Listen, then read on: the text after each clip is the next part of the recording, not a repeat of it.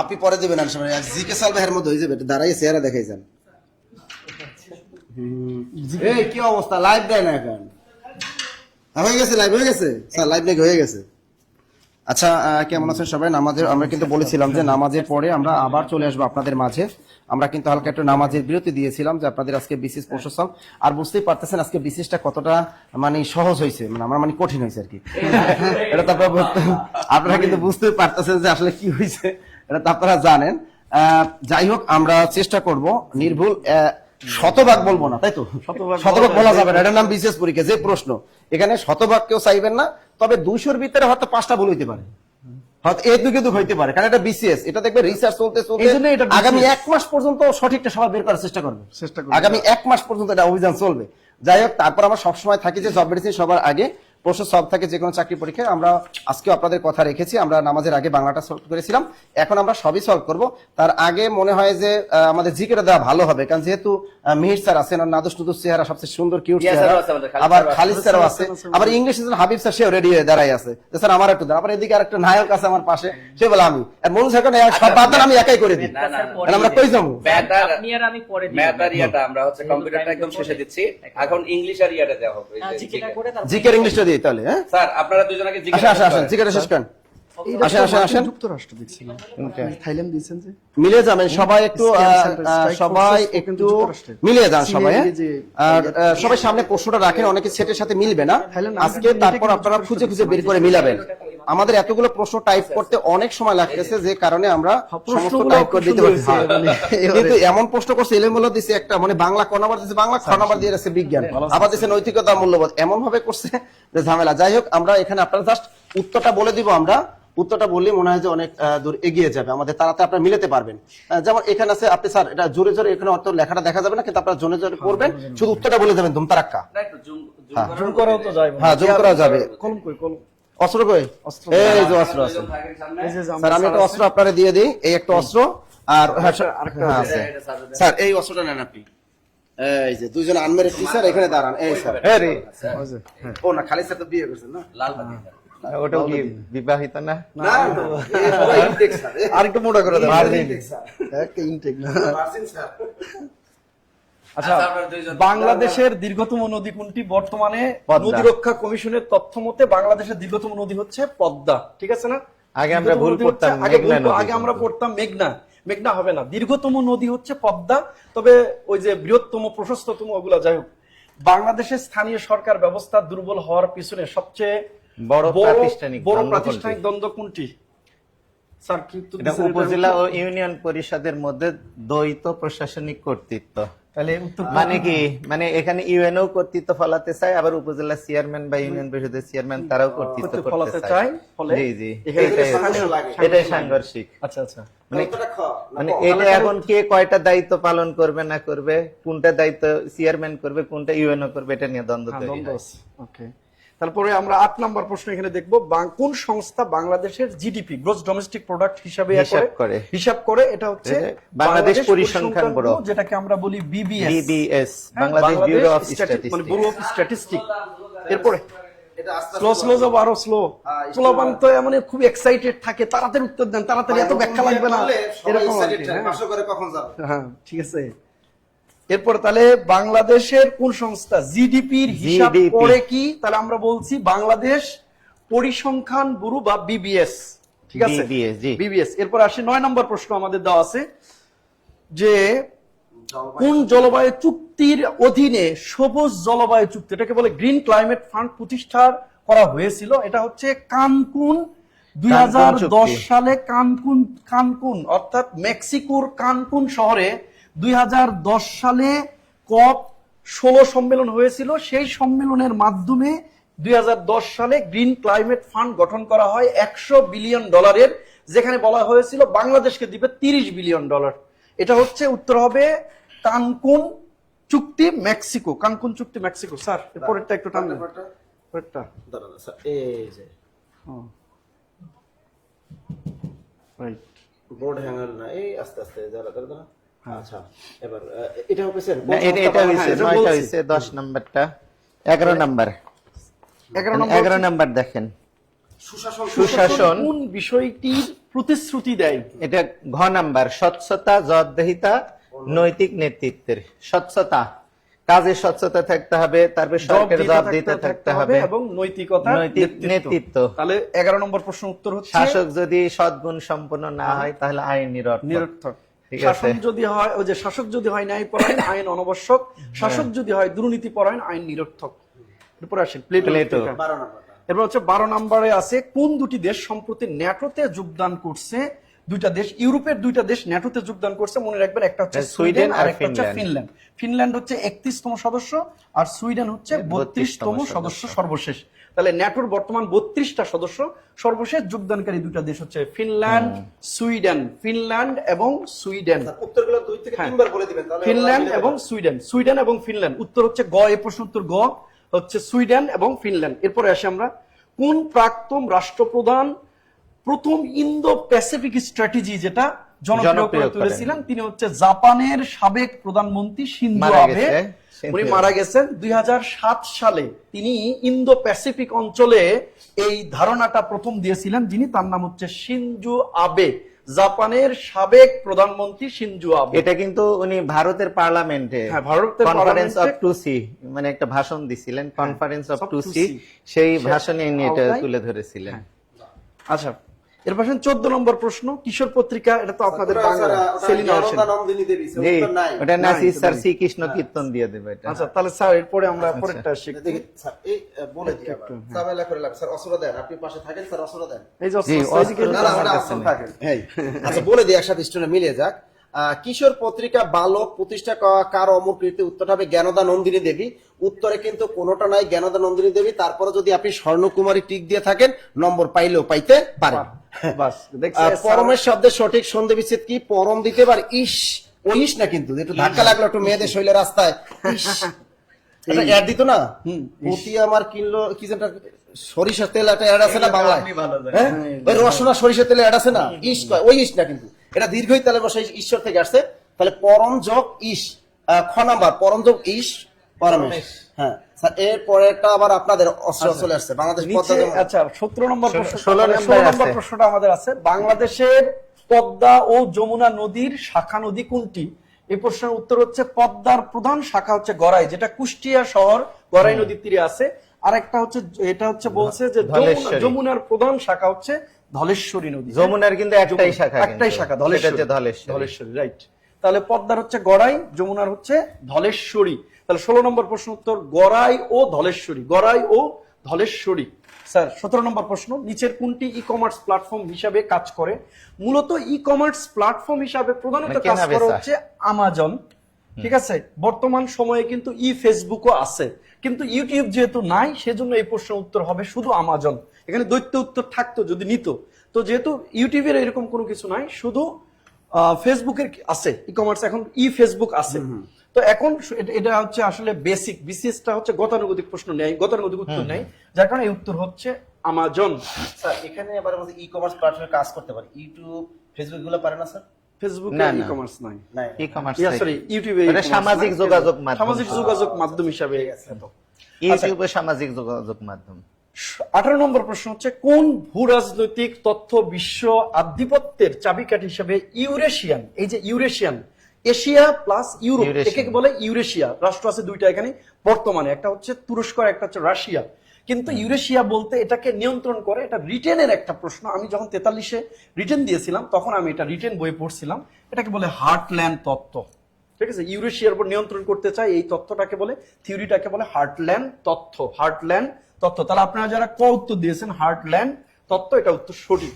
এর পাশে 19 নম্বর, আন্তর্জাতিক অর্থায়নের ভিত্তিতে ভিত্তি স্থাপনে ব্রেটন উডস সম্মেলনে কোথায় অনুষ্ঠিত হয়? আপনারা জানেন যে জুলাই মাসে 1944 সালের 1 জুলাই থেকে 22 জুলাই পর্যন্ত 44টা দেশ যুক্তরাষ্ট্রের নিউ হ্যাম্পশায়ার অঙ্গরাজ্যের ব্রেটন উডস নামক একটা রেস্টুরেন্টে এই সম্মেলন করে, যেখানে মূলত দুইটি গুরুত্বপূর্ণ আন্তর্জাতিক প্রতিষ্ঠানের জন্ম নেয়, একটা ওয়ার্ল্ড ব্যাংক আর একটা হচ্ছে IMF। এর আগে এটা পরীক্ষায় আসছিল, প্রাইমারিতে আসছিল, খুব দ্বন্দ্ব ছিল আপনাদের, মাউন্ট ওয়াশিংটন হোটেল। তাহলে এটার উত্তর হচ্ছে নিউ হ্যাম্পশায়ার, মানে নিউ হ্যাম্পশায়ার, ব্রেটন উডস শহরের নিউ হ্যাম্পশায়ারের মাউন্ট ওয়াশিংটন হোটেল। আচ্ছা, তাহলে এই প্রশ্ন উত্তর হচ্ছে নিউ নিউ হ্যাম্পশায়ার। হ্যাম্পশায়ার বা নিউ হ্যাম্পশায়ার। ওকে, তাহলে আপনার হচ্ছে উত্তর হচ্ছে নিউ হ্যাম্পশায়ার। বাংলাদেশের মধ্যম আয়ের, স্যার এটা আপনি বলেন, বাংলাদেশের মধ্যম আয়ের ফাঁদে পড়ার ঝুঁকি মূলত কোন কাঠামোগত প্রতিবন্ধকতার সাথে যুক্ত? মধ্যম আয়ের মানে প্রবাসী আয়ের উপর নির্ভরতা বৃদ্ধি। আমাদের বাংলাদেশে কিন্তু প্রবাসী আয় রেমিটেন্স প্লাস হচ্ছে আমরা তৈরি পোশাক রপ্তানি এই করি দুইটাই আমাদের করে আমাদের কিন্তু টোটাল অর্থনীতি এখন এই সেক্টরগুলোর উপরেই কিন্তু বেশিরভাগ নির্ভরশীল কিন্তু। আর এটাই হচ্ছে আমাদের অর্থনীতি ফাঁদে পড়ে যাচ্ছে। আর কোনো কারণবশত যদি এই দুইটা সেক্টর ধ্বংস হয়ে যায় তাহলে আমাদের অর্থনীতি একেবারে কি না, বাংলাদেশের একেবারে পড়ে কিন্তু যাবে। প্রধান যেগুলো আছে আমরা নির্ভর করি, প্রধান হচ্ছে আপনার রেমিটেন্স, সেকেন্ড হচ্ছে রপ্তানি আয়, 3 নাম্বার হচ্ছে আমরা সুদ পাই কিছু যে আমাদের রিজার্ভ গুলো থেকে। হ্যাঁ, এগুলো হচ্ছে রাষ্ট্রের আয়ের খাত। জি জি। তাই প্রবাসী আয় এই প্রশ্ন উত্তর। তাহলে বাংলাদেশের মধ্যম আয়ের ফাঁদে পড়ার ঝুঁকি মূলত কোন কাঠামোগত প্রতিবন্ধকতার সঙ্গে যুক্ত? প্রবাসী আয়ের উপর নির্ভরশীলতা বৃদ্ধি। এরপর আসেন 21 নাম্বার প্রশ্ন। এগুলো তো ম্যাথ, ওগুলো ম্যাথ, এটা তো ম্যাথ দেখলে তো ম্যাথ দেখলে শরীরে ঠান্ডা লাগে। ঠান্ডা লাগে। আচ্ছা, এরপরে আসেন আচ্ছা। বিশ্ব অর্থনীতিতে পেপার পেপার গোল্ড বলতে বলতে কি কি বোঝায়? বোঝায়? এটা হচ্ছে বিশেষ উত্তোলন অধিকার, অর্থাৎ আইএমএফ এর যে এসডিআর আছে, স্পেশাল ড্রয়িং রাইটস, এটাকে বোঝায়। স্যার বলেন আপনি। স্যার এটা কিন্তু আবার এইটাও হয় স্বর্ণের মানসম্পন্ন ভিত্তিতে মুদ্রা। মুদ্রা। মানে আপনি পেপার কিনলেন স্বর্ণ না কিনে। আমরা যেমন গ্রামে আগে আমি নিজে ধান কিনে দিতাম চাতালকে, যে আমি ধান দিতাম না কিন্তু টাকা দিতাম যে আমার 500 মনের টাকা নেন, এত মনের ধান আপনি রাখেন, ঠিক আছে না? এইটা কিন্তু পেপার। আমি স্বর্ণ না কিনে আমরা পেপার কিনি কিন্তু, ঠিক আছে, পেপারটা কিনি এইটা নাকি? তবে এই প্রশ্ন হচ্ছে উত্তর হচ্ছে এসডিআর নিবে, কারণ এটা হচ্ছে আর্টিকেল বা যেভাবেই বলেন ওনারা এইভাবে ইয়া করছে। Special drawing rights তো। এসডিআর বললে এটাকে বলা হয় পেপার গোল্ডই বলা হয় এসডিআর। যেমন আমরা হোয়াইট গোল্ড জানি অথবা ব্ল্যাক, মানে অনেক কিছু আমাদের কিছু ট্রাম আছে, এটা হিসাবে এসডিআর কেই মূলত পেপার গোল্ড বলা হয়। তো আপনার এটা এই প্রশ্নটার উত্তর হচ্ছে খ। বিশেষ উত্তরটা হচ্ছে, তারপরেও আমাদেরও থাকতে পারে জানার মধ্যে ভুল। 24 নম্বর প্রশ্ন উত্তর, কোন আদালতের বিরুদ্ধে আপিল করা যায় না? এটা হচ্ছে অর্থ ঋণ আদালত। এবং এই রায় যেটা হবে ওটাই চূড়ান্ত রায়, আর কোনো কিছু এরপর এই রায় বদলাবে না। হ্যাঁ, এটার উত্তর হচ্ছে অর্থ ঋণ আদালত। এই রায় কখনো চেঞ্জ হয় না। 25 নাম্বার স্যারের প্রশ্ন, আমরা 27 নম্বরে যাব। প্রাচীন প্রশ্ন এটা। হরিকেল জনপদ কোন কোন বিভাগের সমন্বয়ে গঠিত? আপনারা জানেন যে বাংলাতে 16টা জনপদ আছে আনুমানিক। এর মধ্যে বাংলার সর্বপূর্বের জনপদের নাম হরিকেল, যেটা অবস্থিত সিলেট, চট্টগ্রাম, পার্বত্য চট্টগ্রাম, অর্থাৎ সিলেট বিভাগ এবং চট্টগ্রাম বিভাগ, এই দুটা বিভাগের সমন্বয়ে হরিকেল জনপদ। এটার অবস্থান কাল হচ্ছে স্যার চট্টগ্রাম ও সিলেট। আচ্ছা, চট্টগ্রাম ও সিলেট। এরপরেরটা আমরা নিব। মানে পিএসসি টাকা শর্ট পড়ছে বুঝছেন, এই কারণে প্রশ্ন 48-এও যেমন দিয়েছে এবারও এসে একই রকম প্রশ্ন মানে মান খারাপ। প্রশ্ন মানে প্রশ্নের ভিতর কোয়ালিটি ঠিক আছে কিন্তু ছাপানোটা খারাপ। কিন্তু ওইভাবে করে নাই। আবার এবং এবার একটা ঘটনা ঘটছে স্যার, প্রতিবারে সিলগালা করা থাকে এরকম খাম। এবারে স্টুডেন্টরা এসে বলতেছে যে এবারে পেপারে দিছে, সিলগালা নাই, বাইরে থেকে দেখাই যাচ্ছে প্রশ্ন, মানে কাগজের ভিতর করে নিয়ে আসছে, কাগজে। প্রথমবারের মতো পলিথিন ত্যাগ করতেছে রাষ্ট্র, নিষিদ্ধ করতেছে। উত্তর কোরিয়া, আচ্ছা আমরা 30 নম্বর প্রশ্ন আমরা নিব, সাধারণ জ্ঞানের প্রশ্ন। উত্তর কোরিয়া এবং দক্ষিণ কোরিয়া আপনারা জানেন দূরপ্রাচ্যের দুইটা দেশ। এই মধ্যকার বিভক্তকারী রেখা আছে, বিভক্তকারী রেখার নাম হচ্ছে 38 ডিগ্রি উত্তর অক্ষ রেখা। এটা হচ্ছে উত্তর হচ্ছে 38 ডিগ্রি উত্তর অক্ষ রেখা, ঠিক আছে। এখানে একটা রেখা আছে 49 ডিগ্রি, এটা কানাডা এবং যুক্তরাষ্ট্রের মধ্যে আছে। তবে এই প্রশ্ন উত্তর হচ্ছে 38 ডিগ্রি উত্তর অক্ষরেখা। আমাদের নাসির স্যার কিছু বলবেন? স্যার আমি পরেরটা, আপনি 31টা বলেন। আচ্ছা, 31। বাংলাদেশ কত সাল থেকে গ্রীষ্মকালীন অলিম্পিক, সামার অলিম্পিকে অংশগ্রহণ করে আসছে? এই প্রশ্ন উত্তর হচ্ছে 1984। অর্থাৎ যখন অলিম্পিকের 23তম আসর হয় যুক্তরাষ্ট্রের লস অ্যাঞ্জেলসে, ওই 23তম আসরে বাংলাদেশ প্রথম যোগদান করে। আর 23তম আসরটা 1984 সালে যুক্তরাষ্ট্রের লস অ্যাঞ্জেলসে হয়েছিল। ওই আসরে বাংলাদেশ প্রথম যোগদান করে। তাহলে এই প্রশ্ন উত্তর হচ্ছে 1984 সাল, লস অ্যাঞ্জেলস, যুক্তরাষ্ট্র। স্যার এর পরের প্রশ্নটা আমি একটু বলে দিই। এটা আমরা অনেকে ভুল করেছি, আসলে আমরা ভুল করিনি। আমি কিন্তু প্রথমেই সব দিয়েছিলাম নামাজের আগেই। বাজারে অনেক দেখলাম যে রসের মাত্রার উপর অংশের নাম কি, অনেক উত্তর দিচ্ছে আকরি, কেউ বাকরি, কাকরি। এটা দেখেন এই ক যদি থাকে ক এর, এটা হবে আকরি, এই আকরি, এটা উত্তর হলো ক যদি ক এর উপর মাত্রার ক্ষেত্রে। আর ওর এটা নাম পাগড়ি, পাগড়ি দিয়েছেন একটা পাগড়ি, এই পাগড়িটার ক্ষেত্রে হবে ও, এটা ও। আর চৈতন্য হবে, এটা হবে রসই। তাই এটা দেখলাম বাজারে অনেকে ভুল দিছে উত্তরটা, ঠিক আছে, অনেক দেখলাম ভুল দিছে উত্তরটা। তাই যাই হোক অনেকে প্রশ্ন করছে, এটা কিন্তু আমরা চৈতন্য হবে, উত্তরটা হবে, সঠিক উত্তরটা কি চৈতন্য। তার রসই এর মাত্রার উপরের অংশের নাম কি, তার রসই এর মাত্রার এই যে উপরের অংশ, এই যে এটাকে বলে চৈতন। কি বলে? চৈতন। আবার যদি কোনো পরীক্ষা আসে যে ক এর উপরের অংশের মাত্রার নাম কি, উত্তরটা হবে আকরি। আবার যদি বলে যে ও এর মাত্রার উপরের অংশের নাম কি, উত্তরটা হবে পাগড়ি। কথা ক্লিয়ার? তো স্যার এবার ভাইরাসে যান। আচ্ছা এবার 14 নম্বর প্রশ্ন আমাদের এখানে জিকে আছে, সেটা হচ্ছে কোন ফসলটি রপ্তানি বহুমুখীকরণের সম্ভাবনাময়? বর্তমানে বাংলাদেশের যে পণ্যগুলো রপ্তানি সম্ভাবনাময় সেটা হচ্ছে বর্তমান সময় আমাদের আলু। আপনারা জানেন বাংলাদেশে বর্তমানে কিন্তু আলু রপ্তানি করতেছে প্রায় 22টা দেশে, গতবারও আলু রপ্তানি করছে। স্যার কয় বিঘা আলু লাগাইছেন এবার? আমি তো লাগাইছিলাম মনে হয় 4 বিঘা। 4 বিঘা। আমাদের আলু তো গতবারের দাম তো খুবই কম। আমাদের বগুড়ার কিন্তু আলু কিন্তু সমৃদ্ধ আলু ঘাটি কিন্তু, তাই না? সমৃদ্ধ বগুড়াতে আপনাদের আলু ঘাটি, মানে আলু ঘাটি আবার খাওয়ায় আমাদের, যেটা সেটা হচ্ছে মানুষ মারা গেলে এই যে বিয়ে শাদী যে কইরা খাওয়াইতাম, কিন্তু এটা তো বিয়েতে এখন খাওয়ায় না, বিয়েতে আলু দেয় না, এখন হচ্ছে ওই যে এলকানা কি যেন ইয়া বলে ওটা। কোন ফসলটি তাহলে রপ্তানি বহুমুখীকরণের সম্ভাবনা? বর্তমান হচ্ছে আলু, এটার উত্তর। গতবার 22টা দেশে আলু আমরা ইয়া করেছি, রপ্তানি করেছি। আপনারা জানেন রাশিয়া পর্যন্ত আলু গেছে। সঠিক বলে দিয়েছি স্যার, দিয়ে দেন। এটা কিন্তু মিয়ার স্যার পারে, শুধু শুধু রাখুন। এই যে সঠিক বানান কোনটি, গেজেট বানান, GAZETE শেষেরটা। আর পরেরটা হলো বাংলা পুঁথি সাহিত্যের উদাহরণ কোনটি। এখানে পুঁথি বানান কিন্তু ভুল দিয়েছে পিএসসি, পুঁথি বানানে কোনো চন্দ্রবিন্দু নেই, এটা খেয়াল রাখবেন, পুঁথি বানানে কোনো চন্দ্রবিন্দু নেই। বাংলা পুঁথি সাহিত্যের উদাহরণ করি নূরনামা না আমির হামজা, উত্তরটা হবে কি আমির হামজা। স্যার এটা হলো পুঁথি সাহিত্য, যে আমির হামজা প্রথম খণ্ড পুঁথি, এটা রচনা করেন ফকির গরিবুল্লাহ। আমরা অল টাইম বলি পুঁথি মানে ফকিররা, পুঁথি মানে কেন ফকির, যত ফকির শ্রেণী ওরা সব। তার পুঁথি সাহিত্যের এই যে আমির হামজা প্রথম খণ্ড, এটা রচনা করেন ফকির গরিবুল্লাহ। আর আমির হামজা দ্বিতীয় খণ্ড, এই ফকিরদের আবার শিষ্য আছে, ফকির গরিবুল্লাহ শিষ্যর নাম সৈয়দ হামজা, তিনি আবার এই দ্বিতীয় খণ্ডটা তিনি আবার কি করলেন, সমাপ্ত করলেন। তাহলে উত্তর হচ্ছে হ্যাঁ মানে আমির হামজা। হ্যাঁ উত্তরটা হবে স্যার আমির হামজা, আমির হামজা।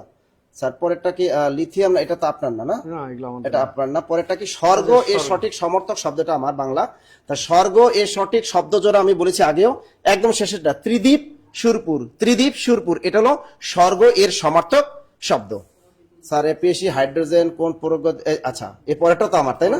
হ্যাঁ পরেরটা কোন বাক্যটি প্রয়োগগত দিক থেকে শুদ্ধ? এটা আবশ্যক, ব্যয়, কার্পণ্য, অনুচিত। আবশ্যক, তবে এটাও উত্তর কিন্তু এটাও সঠিক হয়, তবে এটা হ্যাঁ এটা পে লয় ওকারটা দেয় না। যাই হোক আবশ্যক, ব্যয়, কার্পণ্য, অনুচিত, এটাই হলো শুদ্ধ। স্যার পরেরটা কি? পরেরটা তো ডাক্তারদের ভাই, এটা আমি পড়াবো না ভাই, মমিনুল স্যার পড়াবে, ডায়াবেটিস রোগী। জেমস টে, এটা আপনার নাম। মূল্যবোধ, এই যে চলে আসছে আমাদের স্যার আসছে, স্যার একটু মূল্যবোধ নেন স্যার। মূল্যবোধ এবং শাসনের মধ্যে সম্পর্ক। স্যার আপনি অস্ত্র এখানে আসেন। স্যার এই যে আপনার অস্ত্র আসছে, নৈতিক নীতি, স্বচ্ছতা ও সামাজিক দায়বদ্ধতা, মনে হয় এটা উত্তর হবে। জি আমি যদি বের করি নৈতিক নীতি, স্বচ্ছতা ও সামাজিক দায়বদ্ধতা, দেখাই বোঝা যাচ্ছে যেটা 45 নাম্বার। তাহলে স্যার আপনি একটু দেন। জি আপনি দেন, সমস্যা নেই, অস্ত্র রাখেন, সমস্যা নেই। আচ্ছা এরপর আসি, তাহলে এই প্রশ্নের উত্তর হচ্ছে খ নৈতিক নীতি, স্বচ্ছতা ও সামাজিক দায়বদ্ধতা। নৈতিক নীতি, স্বচ্ছতা ও সামাজিক দায়বদ্ধতা। এরপর দেখেন আপনারা এটা পারেন কিনা। 46 নম্বর, অপারেশন লোহিত সাগরে হুতি হামলার জবাবে মার্কিন নেতৃত্বাধীন সামরিক নিরাপত্তা জোটের নাম কি? 2014 সালে হুতিরা কিন্তু ওই যে আপনাদের মনে আছে কিনা 2023 সালে যখন হামাস আর ইসরায়েলের যুদ্ধ শুরু হয়, এই সময় কিন্তু হুতিরা কিন্তু হামাসের পাশে এসে দাঁড়ায়, এবং হুতিরা কিন্তু মার্কিন যুক্তরাষ্ট্রকে যে লোহিত সাগরে যে জাহাজগুলো একযোগে রকেট হামলা চালায়, তো তখনই মূলত তার পরিপ্রেক্ষিতে যুক্তরাষ্ট্র তাদের এই লোহিত সাগরে হুতিদের উদ্দেশ্যে যে অপারেশনটা করে তার নাম operation prosperity guardian. Operation prosperity guardian. তাহলে 46 নম্বর প্রশ্ন উত্তর হচ্ছে অপারেশন প্রসপারিটি গার্ডিয়ান। ওকে এবার আসেন 47। বাংলাদেশের অর্থনৈতিক নীতি উন্নয়ন পরিকল্পনা অনুমোদনের সর্বোচ্চ কর্তৃপক্ষের নাম হচ্ছে একনেক। আমরা পড়ছি যে একনেক। হ্যাঁ, তো এই একনেককে তারা বাংলায় দিছে জাতীয় অর্থনৈতিক পরিষদের নির্বাহী কমিটি, অর্থাৎ executive committee for national economic council. তাহলে এই যে জাতীয় অর্থনৈতিক পরিষদের নির্বাহী কমিটি, এটাকেই কিন্তু আমরা বলি একনেক, ঠিক আছে?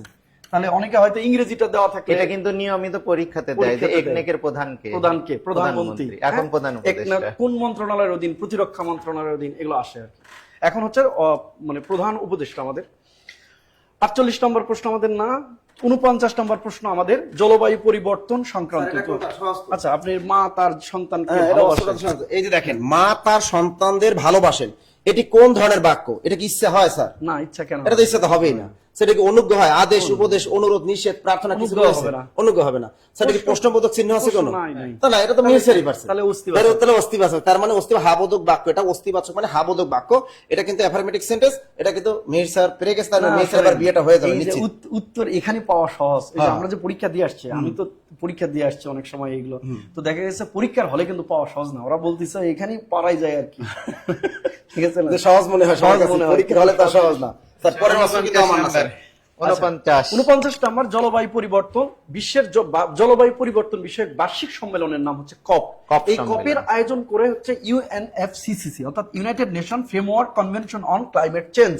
এই সংস্থাটা 1992 সালে স্বাক্ষর হলেও 1994 সাল থেকে কার্যকর হয় এবং 1995 সালে সে প্রথম কপ সম্মেলনের আয়োজন করে। তো কপ সম্মেলনের প্রথম আয়োজন করেছিল বার্লিন, জার্মানি। 1995 বার্লিন, জার্মানিতে নভেম্বর মাসে প্রথম কপ সম্মেলন হয়। কিন্তু বার্লিন, জার্মানি, এখানে উত্তর একটা তো অপশনে নেই। তবে মূলত জার্মানির বর্তমান রাজধানী বার্লিন, আর জার্মানির সাবেক রাজধানী ছিল এই বোন শহর। যার কারণে যদি তারা উত্তর নেয় তাহলে বোন সেই হিসাবে নিতে পারে, কিন্তু এই প্রশ্নের উত্তর হচ্ছে বার্লিন, জার্মানি। বার্লিন, জার্মানি, বোন কিন্তু নয়, ওখানে অনুষ্ঠিত হয়নি। বাট ওই যে জার্মানির বর্তমান রাজধানী হচ্ছে বার্লিন, তেমনি জার্মানির পূর্বে সাবেক রাজধানী ছিল এই বন শহর। এজন্য যদি এই সম্মেলনে 196টা দেশ অংশগ্রহণ করছে, 196টা দেশ করছে। আরেকটা জিনিস দেখেন, 28 মার্চ থেকে 7 এপ্রিল পর্যন্ত জার্মানিতে যে অনুষ্ঠিত হয়েছে সম্মেলনটা, একমাত্র অপশনে জার্মানির একটাই শহর দেওয়া আছে, বন। বাকিগুলো কিন্তু জার্মানি শহর নয়, যেমন কোপেনহেগেন ডেনমার্ক, ফ্রান্সের প্যারিস, তারপর হচ্ছে পোল্যান্ডের ওয়ার্সো বা রাজধানী আর কি। এবার আসেন ইংলিশ লিটারেচার, তারপরে আমাদের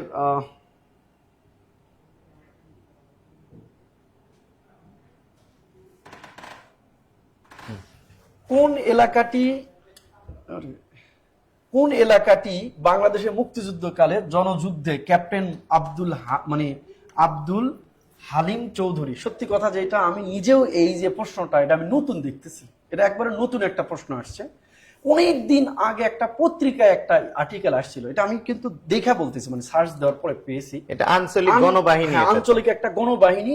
তো এটা হচ্ছে বলছে যে উনি কোন অঞ্চলে, উনি মূলত মানিকগঞ্জ, ঘিওর, শিবালয়, তারপরে হচ্ছে এই যে এই অঞ্চল থেকে শুরু করে সাভার পর্যন্ত এবং পুরান ঢাকার কিছু অঞ্চল, নবাবগঞ্জ, এগুলো ছিল। তো সেক্ষেত্রে আমরা যেগুলাতে আমরা দেখি যে ধামরাই তো ছিলই, কারণ ধামরাই কিন্তু মানিকগঞ্জের একবারে মানে ঢাকার শেষ উপজেলাটা হচ্ছে ধামরাই। আমি প্রতিদিন মানে ওয়ার্কিং ডেতে এই উপজেলা দিয়ে যাই আর কি, ধামরাই। তো এটাতে তিনি ছিল, কারণ মানিকগঞ্জ থেকে সে পুরান ঢাকা পর্যন্ত এই জোনে ছিল। তারপরে দেখেন কেরানীগঞ্জ তিনি ছিলেন এবং সাভার ছিলেন। এই প্রশ্ন উত্তর হবে কালিয়াকৈর, গাজীপুর, এই অঞ্চলে তিনি ছিলেন না। ওই অঞ্চলটা তো একটু সাইটে অন্যদিকে পড়ে গেছে, ঠিক আছে? তো এই অঞ্চলটা মূলত পুরান ঢাকার নবাবগঞ্জ থেকে শুরু করে উনি মানিকগঞ্জে কি বলে পর্যন্ত ছিলেন আর কি। স্যার ঠিক আছে কি উত্তর? জি জি ঠিক আছে। আচ্ছা, এরপরে আসেন 52 নম্বর প্রশ্ন উত্তর। এভারেস্ট সিংহের তিব্বতীয় নামের নাম হচ্ছে চমলংমা, আর চীনা নাম হচ্ছে কমলংমা। তো এই প্রশ্ন খুলে যাওয়ার উপগ্রহ। আচ্ছা, তো তিব্বতীয় নাম হচ্ছে চমলংমা আর চীনা নাম হচ্ছে কমলংমা। তো ওয়াং চং পং, কমলংমা, ওয়াং মাংলা, ইয়াংলাং, এ দেখলেন এর আগে আসছিল ব্রহ্মপুত্র নদের উৎপত্তি কোথায়? Yarlung Tsangpo, Yarlung Tsangpo. তাহলে ইয়ারলাং, এই দেখেন এগুলো জিনিসগুলো মিল আছে, তিব্বতীয় ভাষাগুলো ওইরকমই আর কি। হ্যাঁ, তাহলে তিব্বতীয় শব্দ হচ্ছে চমলাংমা, আর হচ্ছে আপনার চীনা শব্দ হচ্ছে কমলাংমা। 53 প্রশ্ন স্যারের প্রশ্ন, আমি উত্তর দিয়ে দিই। ঢাকা মুসলিম সাহিত্য সমাজ কত সালে প্রতিষ্ঠা হয়? 1926 সালের 11 মার্চ মনে হয়।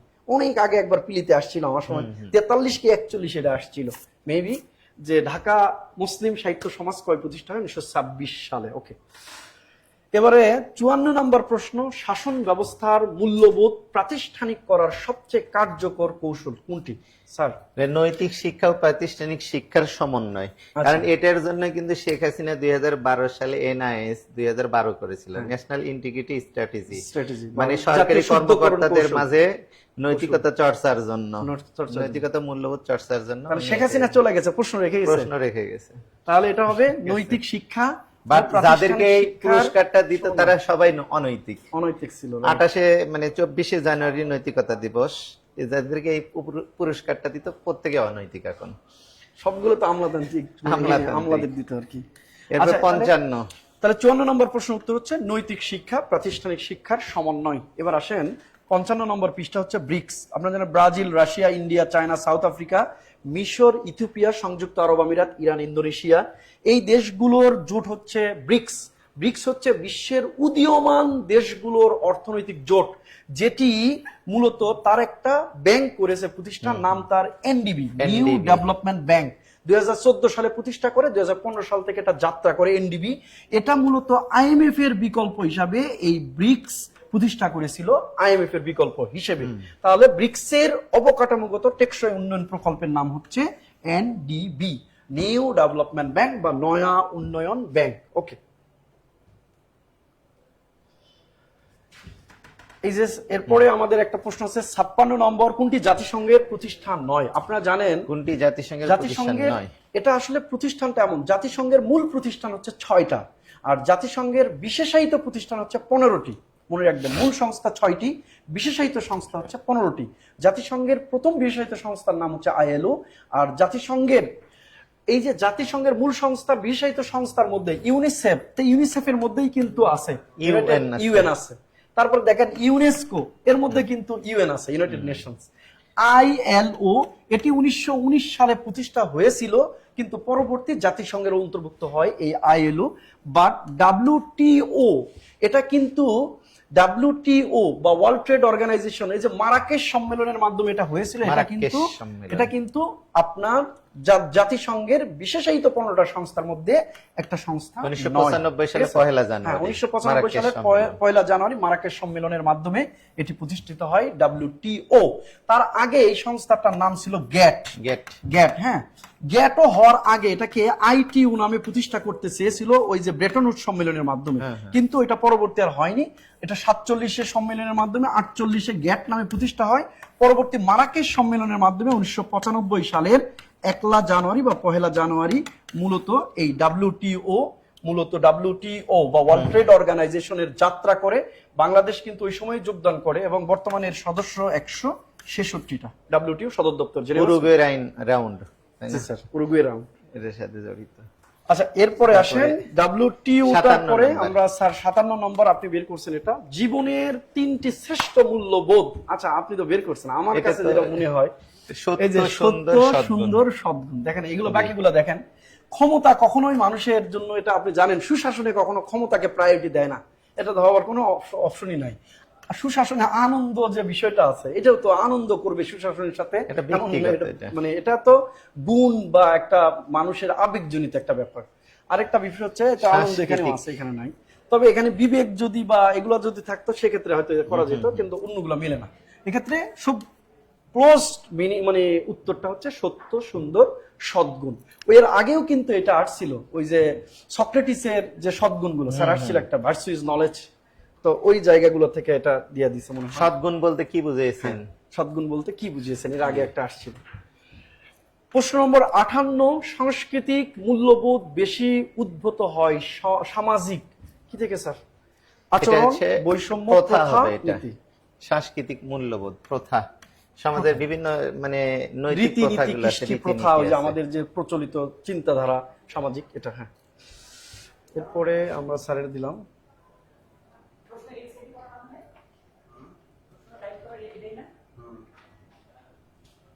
হ্যাভিয়াস কার্পাস। আচ্ছা, 59 নাম্বার। হ্যাভিয়াস কার্পাস, হ্যাঁ, একটু নিচে আসা লাগবে। তাহলে স্যার হ্যাভিয়াস কার্পাস, রিট দায়ের করা হয় সংবিধানের ড্যাশ অনুচ্ছেদ লঙ্ঘনের কারণে। এটা হচ্ছে 32 নম্বর অনুচ্ছেদ। মানে ব্যক্তি, মানে জীবন ও ব্যক্তি স্বাধীনতার অধিকার আর এই শীতকাল গেলে আমি গোসল করব কি করব না, এটা একান্ত আমার ব্যাপার, ঠিক আছে না? জীবন ব্যক্তি, হ্যাঁ। এটা একমাত্র এটা আমাদের ব্যাপার। এটাতে হ্যাবিয়াস কার্পাসের কথাবার্তা বলা হয়েছে। হ্যাঁ, 32 31 নম্বরে বলা আছে আইনে আশ্রয় লাভের অধিকার, আর 32 এ বলা আছে ব্যক্তি ও জীবনের রক্ষা কবচ। 34 নম্বরে আছে 33 নম্বর আছে ওই যে কি বলে গ্রেপ্তার ও আটক সম্পর্কে রক্ষা কবচ, আর 34 এ বলা আছে জবরদস্ত মূল্যশ্রম নিষিদ্ধ। তাহলে এই প্রশ্ন উত্তর হচ্ছে 32। হ্যাঁ। তাহলে এই প্রশ্ন হচ্ছে হ্যাবিয়াস কার্পাস রিট দায়ের করা হয় সংবিধানের কোন অনুচ্ছেদের লঙ্ঘনের কারণে? 32। ওকে, এরপর আসেন 60 নাম্বার প্রশ্ন। শ্রম নির্ভর অর্থনীতি থেকে উৎপাদন ভিত্তিক অর্থনীতিতে রূপান্তরের পথে বাবারে প্রশ্নগুলো পড়তে পড়তে বাংলাদেশের সবচেয়ে বড় বাধা কোনটি? তাহলে বাংলাদেশের সবচেয়ে বড় বাধা হচ্ছে, উত্তর দেওয়া আছে শিল্পাঞ্চলের অভাব, রাজনৈতিক অস্থিরতা, দক্ষ মানব সম্পদের ঘাটতি, শিক্ষা কর্ম, দেখে বোঝাই যায় যে দক্ষ মানব সম্পদের ঘাটতি এবং শিক্ষার সঙ্গে কর্মক্ষেত্রে আমাদের অসামঞ্জস্য সামঞ্জস্য নাই। আপনি বুয়েটে পড়তেছেন, পয়রা পুলিশ ক্যাডার হইতেছেন, মেডিকেলে পড়ে যাচ্ছে, আমি ইতিহাসে পড়ছি, আমি ব্যাংকে চাকরি করতেছি, মানে মিল নাই। আবার ডাক্তারি হইছে, হইয়া ট্যাক্স ক্যাডারে আসছে, তাহলে স্যার কর্মের সাথে মিলতেছে না। জি জি। তো এরপরে আসে এই প্রশ্ন উত্তর, তাহলে দক্ষ মানব সম্পদের ঘাটতি, শিক্ষার সঙ্গে কর্মক্ষেত্রে অসামঞ্জস্য। এরপরে আমাদের 65 নম্বর প্রশ্ন। এই যে প্রবন্ধ, কাজী নজরুল ইসলামের প্রবন্ধ যুগবাণী, এটা পারি। এই যে মৃত্যু ক্ষুধা, তারপর উপন্যাস, আপনার তো দিয়ে কাব্যগ্রন্থ পারি। আচ্ছা, ডলারের বিপরীতে টাকার অবমূল্যায়নের অন্যতম প্রভাব কি?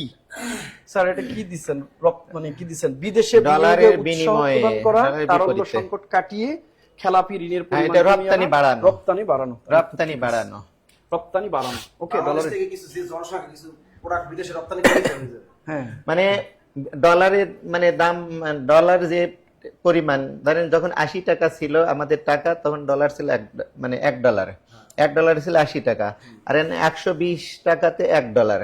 মানে এখন আমরা যদি বিদেশে রপ্তানি করি, মানে অল্প রপ্তানি করে আমরা বেশি টাকা খেয়ে উপার্জন করতে পারবো, মানে রপ্তানি বাড়ানো। আসলে একদম ফাজলামি ধরনের একটা প্রশ্ন। এগুলো মানে আপনাকে বুঝাইছে যে আপনার পত্রিকা পড়তে হবে, আপনি বিসিএস ক্যাডার হয়ে 34,000 টাকা বেতন পাবেন, এই 34,000 টাকার জন্য 34 লাখ বই পড়বেন, আপনি মোটামুটি অনেক জ্ঞানী হওয়া লাগবে আর কি, নাইলে হবে না আসলে।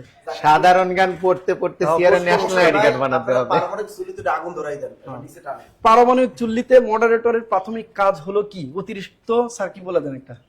মডারেটর কাজ হচ্ছে স্যার যে তাপ নিয়ন্ত্রণ করা বা দেখা যাচ্ছে কোনো ধরনের বাস্ট হয়ে আচ্ছা, এটা মামিনুল স্যার দিবেন স্যার, এটা ওই যে যেটাই হবে যে এটা। হ্যাঁ, উত্তর খুব সহজ। আরো নিচে যাব, কত নিচে যাব? এই যে এখানে আছে স্যার, এই যেটা আমি স্যারের দিয়ে দেই, কা তুরবার পঞ্চবিধাল, এটা চর্যাপদের প্রথম পদ হচ্ছে, প্রথম পদ এটা, এটা বলছে লুইপা। দাঁড়ান, এটা এখন হয় নাই, ওইটা ওখানে পেন্সিল দিতে হবে। হ্যাঁ, লুইপা স্যার, এটা লুইপা উত্তর দিয়ে দিলাম, হইলো না পরে দিন আপনি ব্যাখ্যা। জসিমউদ্দিনের বানানো ভুল লেখছে, দেখেন ভুসুরূপা হয়, ভুসুকোপা, এটা হবে কল্লোল পত্রিকা। এই দেখছেন, পারি না এগুলো ছোটবেলায় কবর। সুশাসনের হিডেন কস্ট, সুশাসনের অনুপস্থিতিতে, এটা হচ্ছে 72 সুশাসনের অনুপস্থিতিতে সমাজ যে হিডেন কস্ট বহন করে তার উৎকৃষ্ট উদাহরণ, সেটা হচ্ছে মেধা পাচার। সুশাসন নাই দেশে, কি দেশে মানে পোলাপান সবাই চলে যাচ্ছে বিদেশে, দেশে দেখতেছে সুশাসন প্রতিষ্ঠিত হয়নি, কি আর করব, ভালো চাকরি পাবো না। এবার দুর্যোগ ব্যবস্থাপনা প্রথম ধাপ হচ্ছে কোনটি? উদ্ধার পুনর্বাসন পূর্ণ হচ্ছে, এটা পূর্ব প্রস্তুতি হবে, শুধু প্রস্তুতি দিয়ে রাখছে তারা। 6টা ধাপ আছে। হ্যাঁ, 6টা ধাপ আছে। প্রথমটা হচ্ছে পূর্ব প্রস্তুতি, একটু দেখলেই বোঝা যায়, আগেই তার উদ্ধার করতে পারবে না, আর উদ্ধার করবে একবার পরে, হওয়ার পরে। প্রথম ধাপ তার উদ্ধার হয় না। আচ্ছা, এরপরে আসেন, হ্যাঁ, বিশ্বব্যাংক বর্ণিত সুশাসনের সূচকে কোন দেশের মান 0.00 অর্থাৎ 0.00 হলে সে দেশের সুশাসনের অবস্থা কি বলে পরিণত হবে? নিচু মানের, উঁচু মানের, মাঝারি মানের, কোনটি নয় স্যার? এটা নিচু মানের হবে। তাইলে বিশ্বব্যাংক বর্ণিত সুশাসন সূচকে কোন দেশের সূচক 0 হলে, 0 না, একবারে 0। জি জি, এটা কিন্তু অনেকে আছে কনফিউশনে দিবে না, মনে করবে একবারে 0 নিচু, এটা না, এটার মধ্যে সুশাসনের মান ভালো থেকে একেবারে 0 তে নিয়ে আসে, মানে এটা পয়েন্ট করে। ধরুন মানব উন্নয়ন সূচক 66 পয়েন্ট থেকে আস্তে আস্তে বাড়বে, যত কমবে তত খারাপ দেশ। ঠিক আছে স্যার, এরপরে আমরা আসবো হচ্ছে না এগুলো তো পারা যায় পেশনা প্রেশন না। না স্যার দিবে এগুলো। গণতান্ত্রিক গণতান্ত্রিক ব্যবস্থায় ফলপ্রসূতার জন্য অগ্রাধিকার পাবে আইন সমূহ, তারপরে টাকা পাবে না, বলেন নাসির স্যার বলেন। তার হচ্ছে গণতান্ত্রিক ব্যবস্থার ফলপ্রসূতার জন্য অগ্রাধিকার পাবে আইন আইন আইন ছাড়া তো আসলে আইন ছাড়া গণতন্ত্র মানে এই স্যার। সংবিধানের একটা পার্ট মানে কি বলে সুশাসন নৈতিকতার মধ্যে একটা আইন একটা চ্যাপ্টারই আছে, টাকা তো হবেই না। আচ্ছা এরপরেরটা আমরা তাহলে স্যার নিয়ে আসি, তাহলে এটার উত্তর তাহলে আইন সমূহ, তাহলে হচ্ছে আইন সমূহ না, এটা বলা হয়নি, একবার বলা হয়েছে পৃষ্ঠায়। এরপরে 83 নাম্বার যান। 83 তাহলে এই যে এখানে এটাতে লাল যাবো আমরা পেন্সিল 82 স্যার। ও লাল পেন্সিলটা 82 আছে স্যার, এই যে 82 82 কোন জেলায় রেল যোগাযোগ নেই? বাংলাদেশের 19 কয়টা জেলা মানে বরিশাল বিভাগে মনুদের এর বরিশাল নাই। বিভাগের সাথে রেল যোগাযোগ নাই, তো বরিশালের মধ্যে এটা পটুয়াখালী আছে। জামালপুর থেকে আসে, এই জামালপুর থেকে আপনি আসেন কোন ট্রেনে যেন আসেন না? আমি জামালপুর এক্সপ্রেসে, হ্যাঁ জামালপুর এক্সপ্রেস ওই যে কুড়িগ্রাম ওই দিক থেকে নেত্রকোনাতেও আছে। নেত্রকোনাতেও আছে। নাটোর দিয়া তো এই যে নাটোরে তো উত্তরবঙ্গের সব ট্রেন তো সব নাটোর ট্রেন দিয়ে নাটোর। না, এই যে কাছাকাছির মধ্যে মানিকগঞ্জে নাই, আর বিভাগ বললে বরিশাল বিভাগ। বরিশাল বিভাগে নাই। পটুয়াখালী। রাঙামাটি পার্বত্য মানে কিন্তু এখন রাঙামাটি, যদি বলা হয় সর্বশেষ কোন জেলা রেল যোগাযোগের আওতায় আসছে, সর্বশেষ কোন জেলা? কক্সবাজার আসছিল, তারপরে কোনটা আসছে কিনা? সর্বশেষ কোন জেলা? এটা নড়াইল। ও নড়াইল, হ্যাঁ আচ্ছা হ্যাঁ ওই যে নড়াইল আসছে।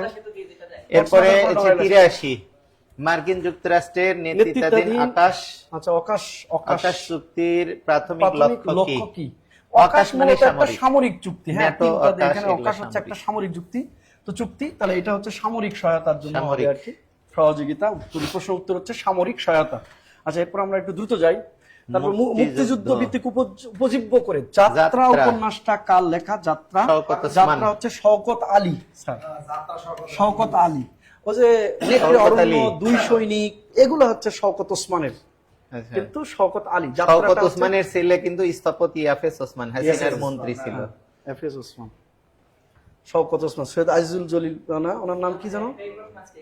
আচ্ছা এরপরে আসি, আচ্ছা কোন বাঙালি বিজ্ঞানী কৃষ্ণ কৃষ্ণ গহ্বর গহ্বর black hole, Black hole। Krishna গহ্বর বা ব্ল্যাক হোল, এটা পিলি আগে আসছে পিলিতে আসলে। এই প্রশ্নটা হচ্ছে জামাল নজরুল জামাল ইসলাম। নজরুল এটা ইসলাম। মনে হয় 45 বিসিএস পিলিতে এটা আসছিল এই প্রশ্নটা। এ কুদরতে খুদা উনিও কিন্তু মানে বিজ্ঞানী না, বিজ্ঞানী। আবার কাজী মোতাহার হোসেন সাহিত্যিক। সাহিত্যিক, অতীশ দীপঙ্কর ধর্ম প্রচারক, ধর্মপ্রচারক, বৌদ্ধ ধর্ম প্রচারক, হ্যাঁ। মানে একমাত্র বিজ্ঞানী এখানে বিজ্ঞানী কিন্তু জামাল নজরুল ইসলাম। অধ্যাপক জামাল নজরুল ইসলাম। জামাল ইসলাম।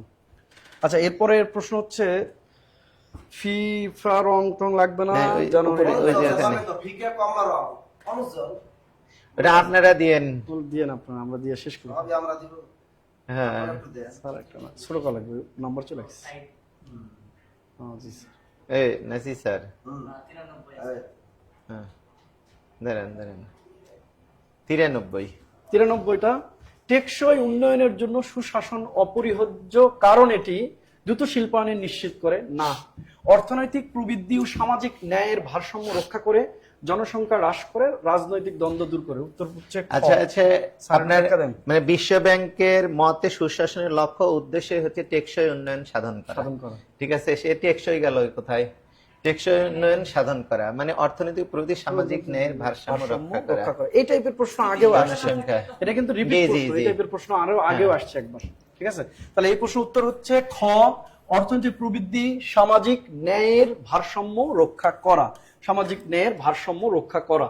আচ্ছা ওকে, এরপরে আমরা সংবাদপত্রের 96 নম্বর প্রশ্ন যাব। সংবাদপত্রের স্বাধীনতা কোন ধরনের অধিকার? এটা মূলত হচ্ছে 39 নম্বর অনুচ্ছেদ, অনুচ্ছেদে এটা মৌলিক অধিকার মৌলিক অধিকার। 18টা, তার ভিতরে একটা সংবিধানে হচ্ছে এটা একটা সংবাদপত্রের স্বাধীনতা মানে রাষ্ট্রীয় স্বাধীনতা, রাষ্ট্রীয় আর এটা স্বাধীনতা। নিশ্চিত করবে রাষ্ট্রই। রাষ্ট্রই, ঠিক আছে, ব্যক্তিগত তো আর সংবাদপত্র জি, কারো জি। ব্যক্তিগত সম্পদ না। ওই যে রাষ্ট্রের ফোর্থ স্টেট আছে, আপনারা Fourth জানেন, state। ফোর্থ মানে সংবাদপত্রকে রাষ্ট্রের ফোর্থ স্টেট বলা হয়। রাষ্ট্রের 5টা স্তম্ভ আছে, তার মধ্যে চতুর্থ স্তম্ভ কিন্তু গণমাধ্যম, ঠিক আছে, ম্যাস মিডিয়া। তো এটার উত্তর হচ্ছে রাষ্ট্রীয়, রাষ্ট্রীয়। ওকে স্যার, 97 নম্বর, কোনটি সুশাসনের আদর্শকে সবচেয়ে ভালোভাবে প্রকাশ করে? এটি শুধুমাত্র পরিমাণযোগ্য ফলাফলের উপর নির্ভরশীল, এটি মূল্যবোধ নিরপেক্ষ, এটি নৈতিক মানদণ্ড এবং জনস্বার্থ দ্বারা পরিচালিত, এটি কেবল অর্থনৈতিক প্রবৃদ্ধিকে অগ্রাধিকার দেয়। তাহলে সুশাসনের আদর্শ সবচেয়ে ভালো হচ্ছে, এই প্রশ্নের উত্তর হচ্ছে এটি নৈতিক মানদণ্ড ও জনস্বার্থ দ্বারা পরিচালিত। কি স্যার ঠিক আছে কিনা? এটি কোনটি সুশাসনের আদর্শকে সবচেয়ে ভালোভাবে প্রকাশ করে? এটি নৈতিক মানদণ্ড জনস্বার্থ দ্বারা পরিচালিত। এটি কেবল অর্থনৈতিক প্রবৃদ্ধিকে অগ্রাধিকার দেয়, এটা ঠিক না। এটি মূল্যবোধ নিরপেক্ষ, এটাও না। এটি পরিমাপযোগ্য ফলাফলের উপর নির্ভরশীল। এটি নৈতিক মানদণ্ড ও জনস্বার্থ দ্বারা। এই যে এগুলো কারণ শব্দ থাকলে বোঝা যায়। সুশাসনের দুইটা পক্ষ, একটা হচ্ছে সরকার ও জনগণ। আর সুশাসনকে জনগণ এবং সরকারের মাঝে উইন উইন গেম বলা হয়।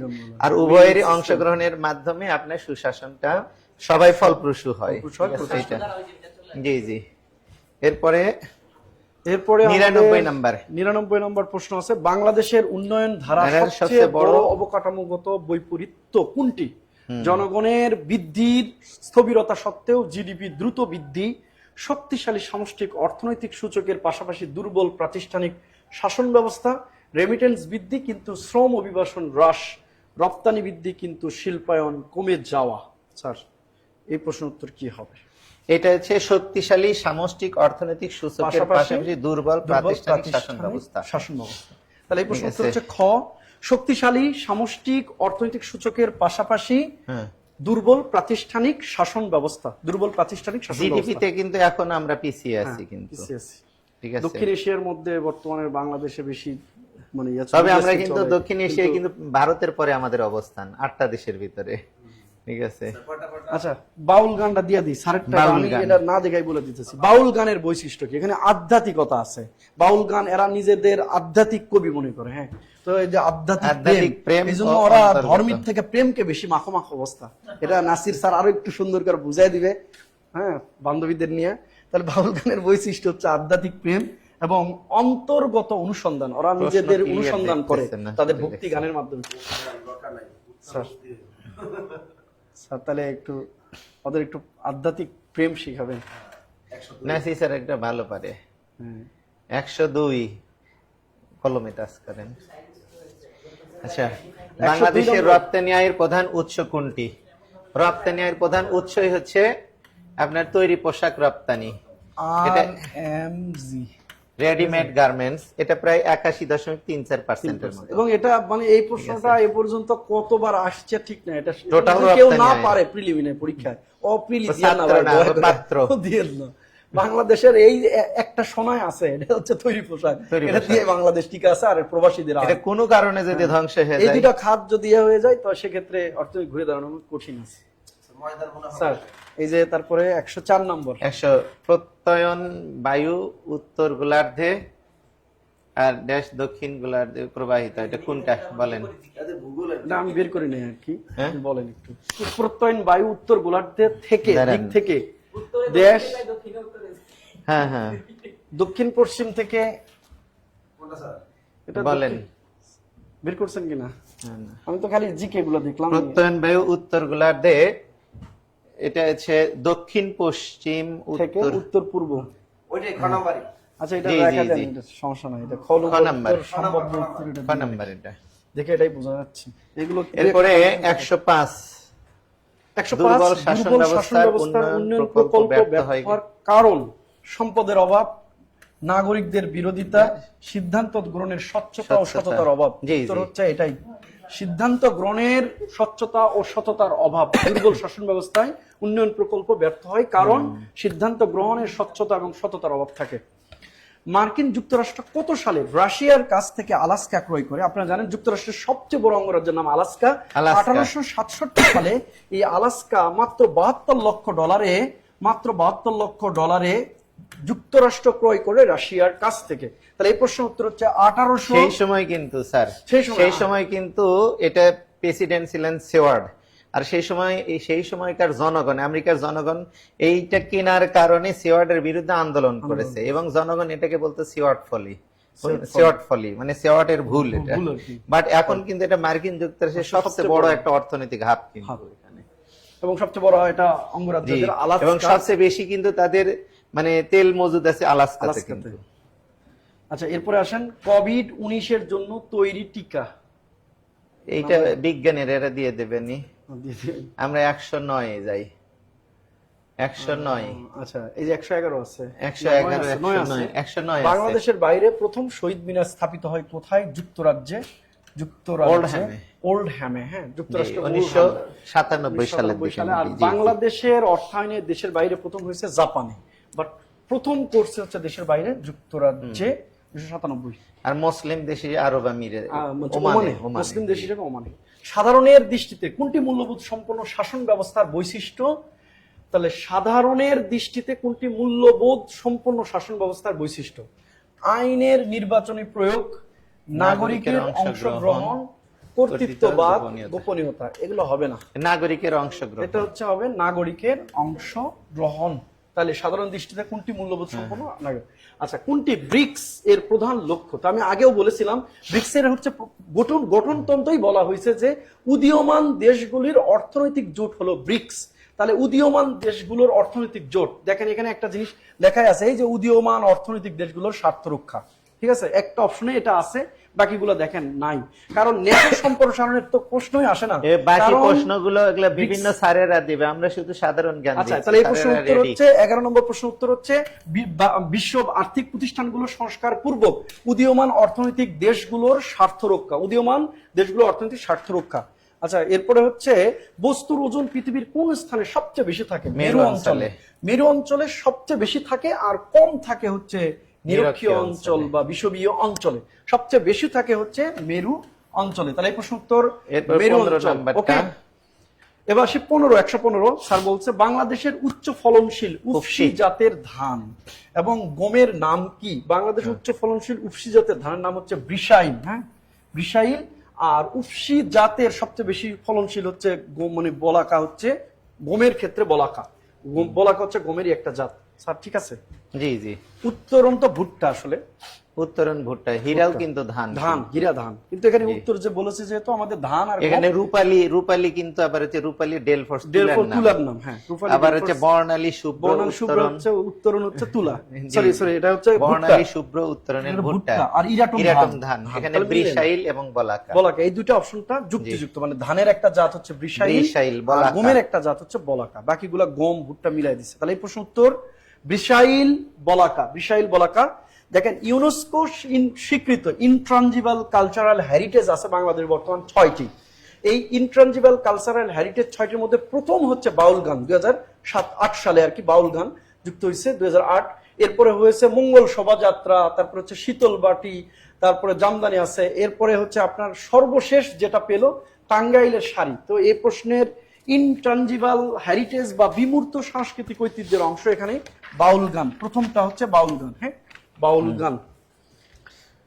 কিন্তু জামদানি তো মনে হয় স্যার, মানে জামদানিও তো মনে হয় এদের ইনট্রানজিবল হেরিটেজের মধ্যে 6টার মধ্যে বাংলাদেশ থেকে একটা। না, এখানে হচ্ছে আপনার বাউল গান এবং হচ্ছে আপনার বাউল গান এবং হচ্ছে মঙ্গল শোভাযাত্রা। না, এখানে 6টা ইনট্রানজিবল হেরিটেজ বর্তমানে 6টা। হ্যাঁ, সর্বশেষ হচ্ছে টাঙ্গাইলের শাড়ি। এর আগে 2000 মানে এর আগে ছিল শীতল পার্টি, রিক্সা, ঢাকার 23 হয়েছিল রিক্সা চিত্র, তারপরে 17তে ছিল শীতল পার্টি, 16তে ছিল মঙ্গল শোভাযাত্রা। যাই হোক, বাই দ্য ওয়ে, এই প্রশ্ন উত্তর বাউল গান। উত্তর হচ্ছে বাউল গান, 2008 সালে এটা ইনট্রানজিবল হেরিটেজে অন্তর্ভুক্ত হয়েছে। এরপরে আমরা যাব, শেষ করে দিই, ওনাদের আবার আছে দ্রুত। এখানে নাই, এই যে এখানে একটা আছে, ওইটা কি 16 নম্বর? 16 নম্বর, ঠিক আছে। আমাদের প্রশ্ন তো অনেক। 128 নাম্বার দেখেন। 128 বিশ্ব বাণিজ্য সংস্থা। হ্যাঁ, হইছে। বিশ্ব বাণিজ্য সংস্থা, যেটাকে বলে WTO, ওয়ার্ল্ড ট্রেড অর্গানাইজেশন, এটা আমরা আগে ব্যাখ্যা দিয়েছি। হ্যাঁ, কিছুক্ষণ আগে মারাকেশ সম্মেলনের মাধ্যমে 1995 সালে 1 জানুয়ারি WTO রার যাত্রা হয়। ঠিক আছে? তাহলে মারাকেশ সম্মেলন, এই প্রশ্ন উত্তর। 129 বাংলাদেশ সরকার এবং PCJSS, অর্থাৎ ওই যে বাংলাদেশ সরকার আর হচ্ছে পার্বত্য চট্টগ্রামের যে শান্তি পরিষদটা আছে, এই শান্তি পরিষদের মধ্যে, শান্তি বাহিনীর মধ্যে যে চুক্তি হয়েছে, পার্বত্য চট্টগ্রামের যে শান্তি বাহিনী আছে এর মধ্যে যে চুক্তি হয়েছে, পার্বত্য শান্তি চুক্তি, এটা কবে স্বাক্ষরিত হয়েছে? 1997 ডিসেম্বর 1997 সাল, 2 ডিসেম্বর 1997 সালে এটা চুক্তি হয়েছে। প্রশ্নকর্তার ভিতরে আওয়ামী ভাব আছে। ঠিক আছে, এটা কিন্তু ওই যে বরিশালের মানে ছিল আবুল হাসনাত আবুল হাসনাত আব্দুল্লাহর, আবুল হাসনাত। আর একটা হচ্ছে আপনার পার্বত্য চট্টগ্রাম আঞ্চলিক পরিষদের চেয়ারম্যান সন্তু লারমা। মানে সন্তু জ্যোতিরেন্দ্র লারমা। বুদ্ধিপ্রিয় সন্তু সন্তু লারমা। লারমা। এই সন্তু লারমার মধ্যে করছিল তখন আওয়ামী লীগ সরকারি ক্ষমতায় ছিল। জি। এরপরে 130 130 নাম্বার সর্বশেষ বাংলাদেশ সিটি কর্পোরেশন। বাংলাদেশে বর্তমান সিটি কর্পোরেশন আছে 12টা। 12টা 13 সর্বশেষ নম্বর হচ্ছে 12 মানে সর্বশেষ হচ্ছে সিটি কর্পোরেশন নাম হচ্ছে ময়মনসিংহ ময়মনসিংহ। 2015 2015 সালে। সালে বিভাগ হয়েছে আর 2018 সালে সিটি সিটি কর্পোরেশন কর্পোরেশন হয়েছে এটি। আর আপনারা জানেন 13তম সিটি কর্পোরেশন হচ্ছে বগুড়া সিটি কর্পোরেশন। আচ্ছা এখনো এরপরে হয় নাই, হবে ইনশাআল্লাহ। প্রস্তাবিত আর কি হবে আমাদের বগুড়া। আমাদের এই যে আমরা কিন্তু দুইজন বগুড়ার মানুষ, আমরা বগুড়ার সোল, পুরীর মাছ ধরবার যা ধরে আনি বল। জামাতে যে বলে আসছে বেশ কয়েকটা বড় বড় পাবলিকেশন আমাদের বগুড়া উত্তরবঙ্গের ভিতরে সবচেয়ে সমৃদ্ধ, তাই না? বগুড়ায় বিয়ে করুন। 5 তারকা হোটেল আমরা আছে, 4 তারকা বরিশালের হোটেল আছে লোকদেরকে আমাদের। বিয়ে দিব না, ঠিক আছে? আচ্ছা স্যার এরপরে আমরা আসবো 133 number multilateral investment guarantee agency, Agency, মানে ওয়ার্ল্ড কোন ব্যাংকের সংস্থার 5টা অংশ? সংস্থা আছে, মিগা, মানে আইডিএ, আইএফসি, তারপর হচ্ছে আইসি শিট, আর একটা হচ্ছে আইবিআরডি। তাহলে আইবিআরডি হচ্ছে প্রথম। তো এই যে 5টা অঙ্গ সংস্থার মধ্যে একটা হচ্ছে MIGA, multilateral investment MIGA. Guarantee agency. এটি বিশ্ব ব্যাংকের একটা গ্রুপ, কারণ বিশ্ব বিশ্ব ব্যাংকের ব্যাংক গ্রুপ। 5টা অঙ্গের মধ্যে এটা একটা মিগা। ওকে, তাহলে এই প্রশ্নের উত্তর হচ্ছে বিশ্ব ব্যাংক। এগুলো সহজ প্রশ্ন, এগুলো এটা সহজ প্রশ্ন। 136 মূল্যবোধ সুশাসনের উপস্থিতি জাতীয় উন্নয়নের কোন দিকটি বেশি টেকসই করে তোলে? স্বল্প মেয়াদী প্রবৃদ্ধি, অবকাঠামো নির্মাণ, মানব সম্পদ উন্নয়ন, আমলাতান্ত্রিক নিয়ন্ত্রণ। স্যার, মূল্যবোধ ও সুশাসনের উপস্থিতি জাতীয় উন্নয়নের কোন দিকটিকে বেশি টেকসই করে তোলে? স্বল্প মেয়াদী প্রবৃদ্ধি তো হবেই না, অবকাঠামোগত নির্মাণ সেটা হবে না, মানব সম্পদ উন্নয়ন এটা এই হবে। প্রশ্নের উত্তর। জি। ঠিক আছে, এরপরে আমরা আসবো হচ্ছে দেখেন 138 নম্বর। এর আগে আমি একটা সাম্প্রতিক ক্লাসে কিন্তু আপনাদের এটা পড়িয়েছিলাম, দেখেন এগুলো কাজে লাগে জব বিজনেসের ক্লাসগুলো। 2023 সালের এপ্রিল মাস থেকে, সম্ভবত 13 এপ্রিল কি 15 এপ্রিল মনে হয়, 2023 সালের এপ্রিল মাস থেকে সুদানে একটা আধা সামরিক বাহিনী যুদ্ধ করে যাচ্ছে, গৃহযুদ্ধ। তার নাম হচ্ছে আরএসএফ, র্যাপিড সাপোর্ট ফোর্সেস। সুদানি গৃহযুদ্ধের মূল কারণ হচ্ছে এই র্যাপিড সাপোর্ট ফোর্সেস। কিছুদিন আগে 2025-এ, মানে কিছুদিন না, 26 এল ফাশের অঞ্চল দখল করছিল এই র্যাপিড সাপোর্ট ফোর্সেস। সাম্প্রতিক একটা প্রশ্ন। এরপরে 139 139 বায়ুমণ্ডল ও মহাশূন্যের মধ্যে, এটা আমাদের তো হওয়ার কথা না। এটা কারমান লাইন, এটা হ্যাঁ, বায়ুমণ্ডল ও মহাশূন্যের মধ্যবর্তী রেখাটির নাম কি? Karman line. জি জি, কারমান লাইন। তাহলে এই প্রশ্ন উত্তর কারমান লাইন। 139 বায়ুমণ্ডলের স্তরগুলো পড়ানো হয়েছে তো, এটা ক্লাসে পড়াইছি ভূগোলে। আচ্ছা স্যার তো ভূগোলের ক্লাস নেন। এরপরে আচ্ছা, ভঙ্গিল পর্বত। 141, তাহলে ভঙ্গিল পর্বত হচ্ছে, এখানে আমরা জানি যে এখানে ভঙ্গিল পর্বত হচ্ছে রকি, আমেরিকার। রকি। তারপর হচ্ছে আগ্নেয়গিরি হচ্ছে ইতালির ভেসুভিয়াস। ভেসুভিয়াস, এবং স্তূপ পর্বত হচ্ছে ব্ল্যাক জার্মানির ফরেস্ট। Black forest. তাহলে এই হ্যাঁ, প্রশ্নের এটা উত্তর উত্তরটা হচ্ছে ভঙ্গিল ক। পর্বত, আগ্নেয় পর্বত, স্তূপ পর্বত, উত্তর হচ্ছে ক। এখানে কিন্তু যথাক্রমে দিয়েছে, হ্যাঁ যথাক্রমে। অনেকে ভুল করবে এটা। হ্যাঁ, আমরা হিমালয় পর্বত কিন্তু হচ্ছে ভঙ্গিল ভঙ্গিল পর্বত, কিন্তু ওই যে ক্রম হিসাবে, ক্রম হিসেবে যথাক্রমে, জি স্যার, মানে ভঙ্গিল থাকবে, তারপর তারপরে থাকবে থাকবে, আগ্নেয়, মানে- তারপর থাকবে স্তূপ, রাইট, এই মানে অনুযায়ী ওই সিকোয়েন্সটা মিলবে। সিরিয়াল অনুসারে।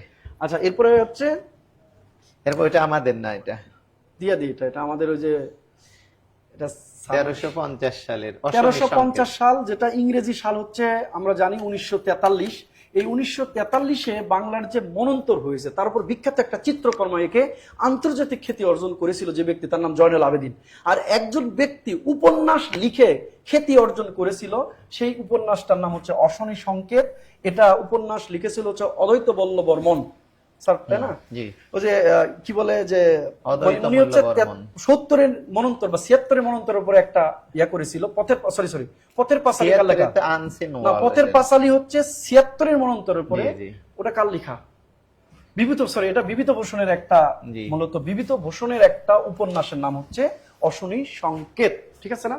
আর এরপরে আসেন, কোন বিষয়টি মুদ্রা পাচারের অন্তর্ভুক্ত নয়? তাহলে 144 নম্বর প্রশ্ন, কোন বিষয়টি মুদ্রা পাচারের অন্তর্ভুক্ত নয়? তাহলে রপ্তানি পণ্যের পণ্যের অবমূল্যায়ন। তাহলে এটাই উত্তর। এটাই হচ্ছে উত্তর। রপ্তানি পণ্যের অবমূল্যায়ন হচ্ছে মুদ্রা পাচারের এরপরে- অন্তর্ভুক্ত নয়। তাহলে প্রশ্ন কেমনে কম দেখাবেন? জিকে দিয়ে তো 50% কমপ্লিট করে না, এটা তো আমাদের 75টা প্রশ্ন 75 নাম্বার, থাকবে। 75টা প্রশ্ন তো। আফ্রিকান উন্নয়ন ব্যাংকের সদর দপ্তর, এই আফ্রিকান উন্নয়ন ব্যাংকের সদর দপ্তর অবস্থিত হচ্ছে আবিদজান, আইভরি কোস্ট। আইভরি কোস্টের আবিদজানে। রাজধানী হচ্ছে আবিদজান। আবিদজান। ওকে, জি। এই আবিদজানে অবস্থিত। 151 নম্বর, আকাশ ও পৃথিবীর অন্তরালে, ধরো না এগুলো না আমাদের বেতার, তারপরে এগুলা হচ্ছে নাই। পারমাণবিক চুল্লি, এটা হচ্ছে ইউরেনিয়াম 235 পড়ছিলাম রিটেন জি সময়। জি এগুলো স্যার, এরপর আমরা শেষ করে দিই। ওনারা চলে আসেন, আপনারা চলে আসেন, আমরা কিন্তু 157 চলে আসছি 157 60 2030 সালের মতো। হ্যাঁ হইছে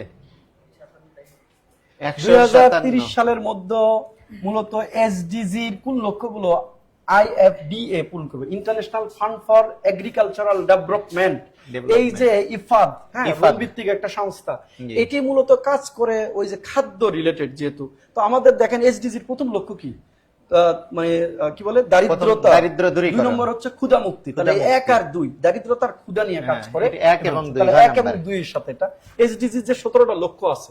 3 নাম্বার তো আমরা জানি স্বাস্থ্য নিয়ে তো হ্যাঁ, ইফাদ কাজ স্বাস্থ্য করে নেই। না। তারপরে এখানে ধরেন হচ্ছে 13 নম্বর জলবায়ু নিয়ে তো ইফাদের কাজ না, খাদ্য নিয়ে জি। কাজ করে। যাক, ব্যাখ্যা দিব না। 158 158 নম্বর প্রশ্ন 158 হচ্ছে, নাই, ডেটাবেস দরকার নেই। আমাদের না, কম্পিউটার না, এগুলো আছে। 159 মিয়ানমারে পরিচালিত স্ক্যাম সেন্টারগুলো মোকাবেলায় সম্প্রতি কোন দেশ স্ক্যাম সেন্টার স্ট্রাইক ফোর্স গঠন করছে? হচ্ছে এটা চীনকে মোকাবেলা করার জন্য হচ্ছে মার্কিন যুক্তরাষ্ট্র। মার্কিন যুক্তরাষ্ট্র। ঠিক আছে, মানে যখন ওই যে চীনের দিকে যে আশ্রয় গ্রহণ স্ক্যাম করলো। গুলো করেছে হচ্ছে চীন, আর ওটাকে মোকাবেলা করার জন্য ফোর্স গঠন করছে হচ্ছে যুক্তরাষ্ট্র। জি। কারণ এদের তো একটা আছেই। এরপরে 163 জলবায়ু কূটনীতি বা কমন বাট ডিফারেন্ট মানে কি হচ্ছে রেসপন্সিবিলিটিস হ্যাঁ। নীতি প্রথম কোথায় গৃহীত হয়েছিল? এটা হয়েছিল রিউ 1992 সালে। রিউ সম্মেলনে এটা হয়েছিল 1992 সালে। তাহলে এই প্রশ্ন উত্তর হচ্ছে রিউ আর 1992। রিও ঘোষণার যে যে কয়টা মানে ঘোষণার দফা ছিল, তার ভিতর 7 নম্বর দফাতেই দফা ছিল হচ্ছে হচ্ছে জলবায়ু কূটনীতি। সিবিআরডি, সিবিডিআর। আচ্ছা, সিবিডি। এরপরে স্যার, এরপরে 166 সংস্কার কমিশনের নতুন প্রস্তাবে বাংলাদেশের উচ্চ কক্ষে কতটি আসন করা হবে? এটা বলা হয়েছে বাংলাদেশ দ্বিকক্ষ বিশিষ্ট বিশিষ্ট হবে। সেখানে উচ্চ কক্ষতে তারা আসন রাখতে চেয়েছিল 100টি, আর নিম্ন কক্ষতে 500 নয় 400 না 500 কতটি রাখতে চেয়েছিল। এবং সেখানে নারী আসনের কথাও তারা বলছিল যে নিম্ন কক্ষে 100টা থাকবে, 100টা। এটা বারবার আসবে। ঠিক আছে, উচ্চ 100টি। কক্ষের জন্য 100টি আসনও করবে, আবার নিম্ন কক্ষে নারীদের জন্য সংরক্ষিত 100 করবে। প্রধানমন্ত্রী 2 মেয়াদের বেশি থাকতে পারবে না। 2 মেয়াদ, এটা কি পজিটিভ মনে করেন না? আর পজিটিভ অবশ্যই। 100%। এর বাপ দাদার সম্পদ না তো, এটা বাপের সম্পদের হাজবেন্ডের সম্পদ। আচ্ছা, এরপরে আসেন স্যার। এরপরে 171 এ যাব। 171। আচ্ছা, ওকে, টাচ করেন। আচ্ছা, 171 চীনের উদ্যোগে বেল্ট অ্যান্ড রোড ইনিশিয়েটিভ। আমরা জানেন যে 2013 সালে বিআরআই প্রকল্প গ্রহণ করে চীন। বাংলাদেশ চীন 2016 কেন্দ্রিক কয়েকটা প্রশ্ন আসছে, হ্যাঁ, দেখছেন? দেখছেন, চীন নিয়ে কিন্তু আগেরবার পাকিস্তান নিয়ে খেলে আসছে, এবার চীন নিয়ে খেলে আসছে। বাংলাদেশের 2 অকৃত্রিম বন্ধু, পাকিস্তান আর চীন। চীনের উদ্যোগে মূলত বিআরআই প্রকল্প হচ্ছে 3 মহাদেশের প্রায় 60+ দেশে তাদের অবকাঠামোগত এবং তাদের বিনিয়োগ কর বাড়ানোর জন্য এই তাদের যোগাযোগ ব্যবস্থার উন্নয়ন করবে। তাহলে হ্যাঁ স্যার, কমে যাচ্ছে। আচ্ছা, বাণিজ্য এবং অবকাঠামো একটি বিশ্বব্যাপী নেটওয়ার্ক তৈরি করবে তারা 3 মহাদেশে আর কি, এই বিআরআই প্রকল্প। এরপরে আন্তর্জাতিক নিরাপত্তা আলোচনায় নিচের কোন সাইবার হুমকিটি? এটা আমাদের না। এরপরে আসেন স্যার, এরপরে হচ্ছে এরপরে- আমাদের এই যে সুশাসন নিয়ে আছে একটা, 178 দিয়ে দিই সুশাসনটা।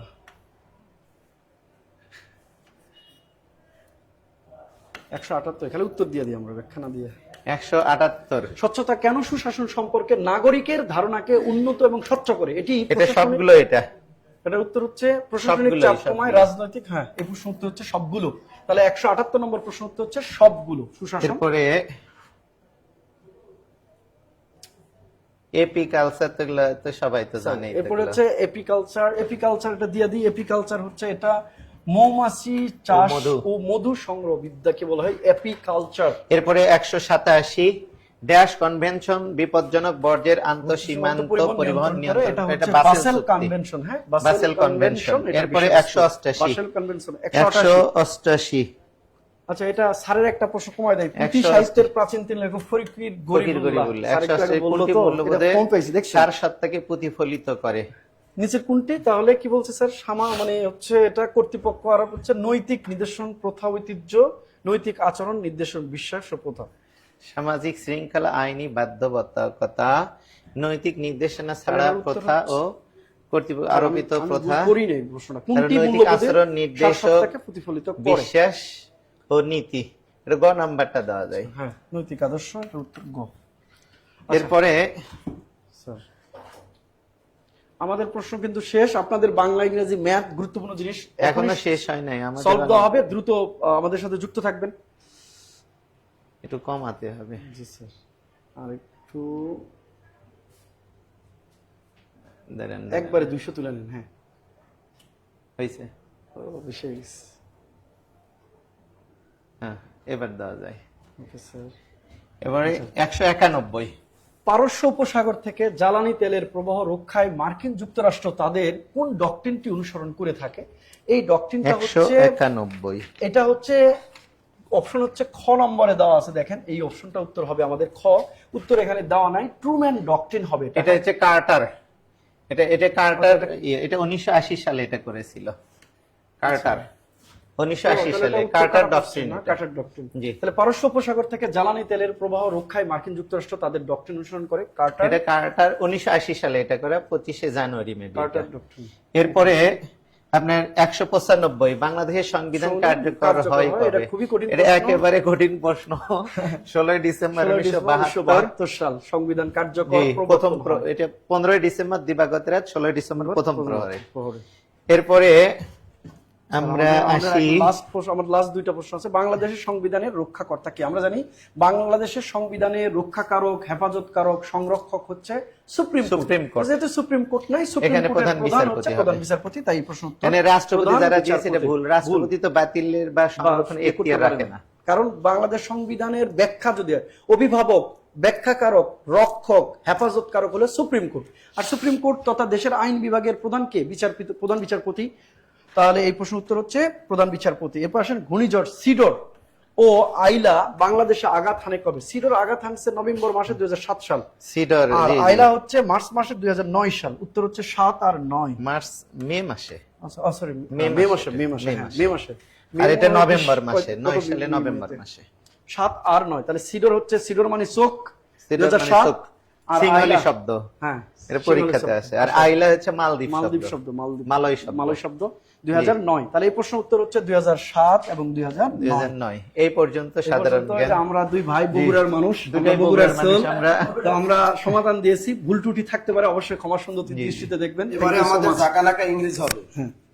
জাকানাকা ইংরেজি। ইংরেজি জাকানাকা আমাদের হাবিব স্যার ইংরেজি জাকানাকা ইংরেজিটা দিয়ে দেন স্যার। এই আচ্ছা, কি নিচ থেকে যাবো উপর দিকে? আপনি নিচ দিয়ে শুরু করেন। না না, নিজ না, দিয়ে এরা দুইজনে উপর থেকে শুরু করছে। আপনি স্যার নিচ দিয়ে শুরু করেন, আমি মাঝখান দিয়ে শুরু করবো না। আচ্ছা, যাই হোক, ঠিক আছে। ঠিক আছে, তা তাহলে আপনি স্যার নিচ দিয়ে শুরু করেন। হ্যাঁ, আচ্ছা, ঠিক আছে। আপনি স্যার এই যে আচ্ছা, এখানে আছে একবারে 198। ইজ দা, হ্যাঁ, এখন ইংরেজি প্রশ্নটা সবাই মিলিয়ে নিবেন। সবাই যে যে প্রশ্ন থাকুক না কেন, যে সেট থাকুক না কেন, আপনার ইংরেজিটা ভালো মতো আচ্ছা, সেট একদম আমাদের সুন্দর কাছে করে। আমরা বলে দেই যদি কারো কাছে সুবিধা। সেট নাম্বার 2 আমরা হ্যাঁ, যেটা সলভ 2 নাম্বার করতেছি। সেট। সেট নাম্বার 2, ঠিক আছে। 2 নম্বর শব্দটা শুনতে খারাপ লাগে, পজিশন 2। আচ্ছা আচ্ছা, বুঝিলাম। মানে বিসিএস এর প্রশ্ন পজিশন 2, যেটা কোড নাম ধরলা। হ্যাঁ, ধরলা। যাক, স্যার তাহলে একটু স্টার্ট মেরে দেন, পরে ওকে আমি স্যার, ঠিক বাংলা আছে, মেরে দিলে আমি আবার করে দিচ্ছি স্যার পেনটা। অস্ত্র লাগবে। হ্যাঁ, অস্ত্র। আচ্ছা, যাই হোক, প্রথমেই এই প্রশ্নটাতে অনেকবার স্টুডেন্টরা বিভিন্ন সময় ভাগাতেও ফেস করে যে হোয়াট ইজ পোয়েট্রি। আর তখন তারা উত্তর করে উইলিয়াম ওয়ার্ডসওয়ার্থকে বলে যে হ্যাঁ, তার মতে poetry is the spontaneous overflow of powerful feeling. অর্থাৎ এটা হচ্ছে উইলিয়াম ওয়ার্ডসওয়ার্থের একটা পোয়েট্রি সম্পর্কে ডেফিনেশন। তাহলে প্রশ্ন 198 এর উত্তর হচ্ছে খ, ঠিক আছে। 198 এর উত্তর হচ্ছে খ। যারা হয়েছে মিলিয়ে নিয়েন এবং সাথে সাথে লিখে দিয়েন যে স্যার কার এটা হইলো। ওকে, ঠিক আছে। 198 এর উত্তর কি বলছি? খ। আচ্ছা, এরপরে আমরা আসি 192 প্রশ্ন। 192 প্রশ্ন এখানে বলছে an element required in a paragraph for smooth flow of ideas is called। অর্থাৎ প্যারাগ্রাফের যে ফ্লো হবে, কোন অংশের পরে কোন অংশ আপনাকে লিখতে হবে, এই অংশটার জন্য সবচেয়ে বেশি গুরুত্বপূর্ণ যেটা হচ্ছে একটা ট্রানজিশন সেন্টেন্স। অর্থাৎ একটা সেন্টেন্স, ট্রানজিশন সেন্টেন্সের কাজই হচ্ছে একটা অংশের সঙ্গে আরেকটা অংশের সমন্বয় করে সুন্দরভাবে প্রবাহিত করা, ঠিক আছে। তাহলে 192 এর উত্তর হচ্ছে ক। 192 এর উত্তর ক, একটু মিলিয়ে নিবেন। আচ্ছা, এরপরে আসি 189।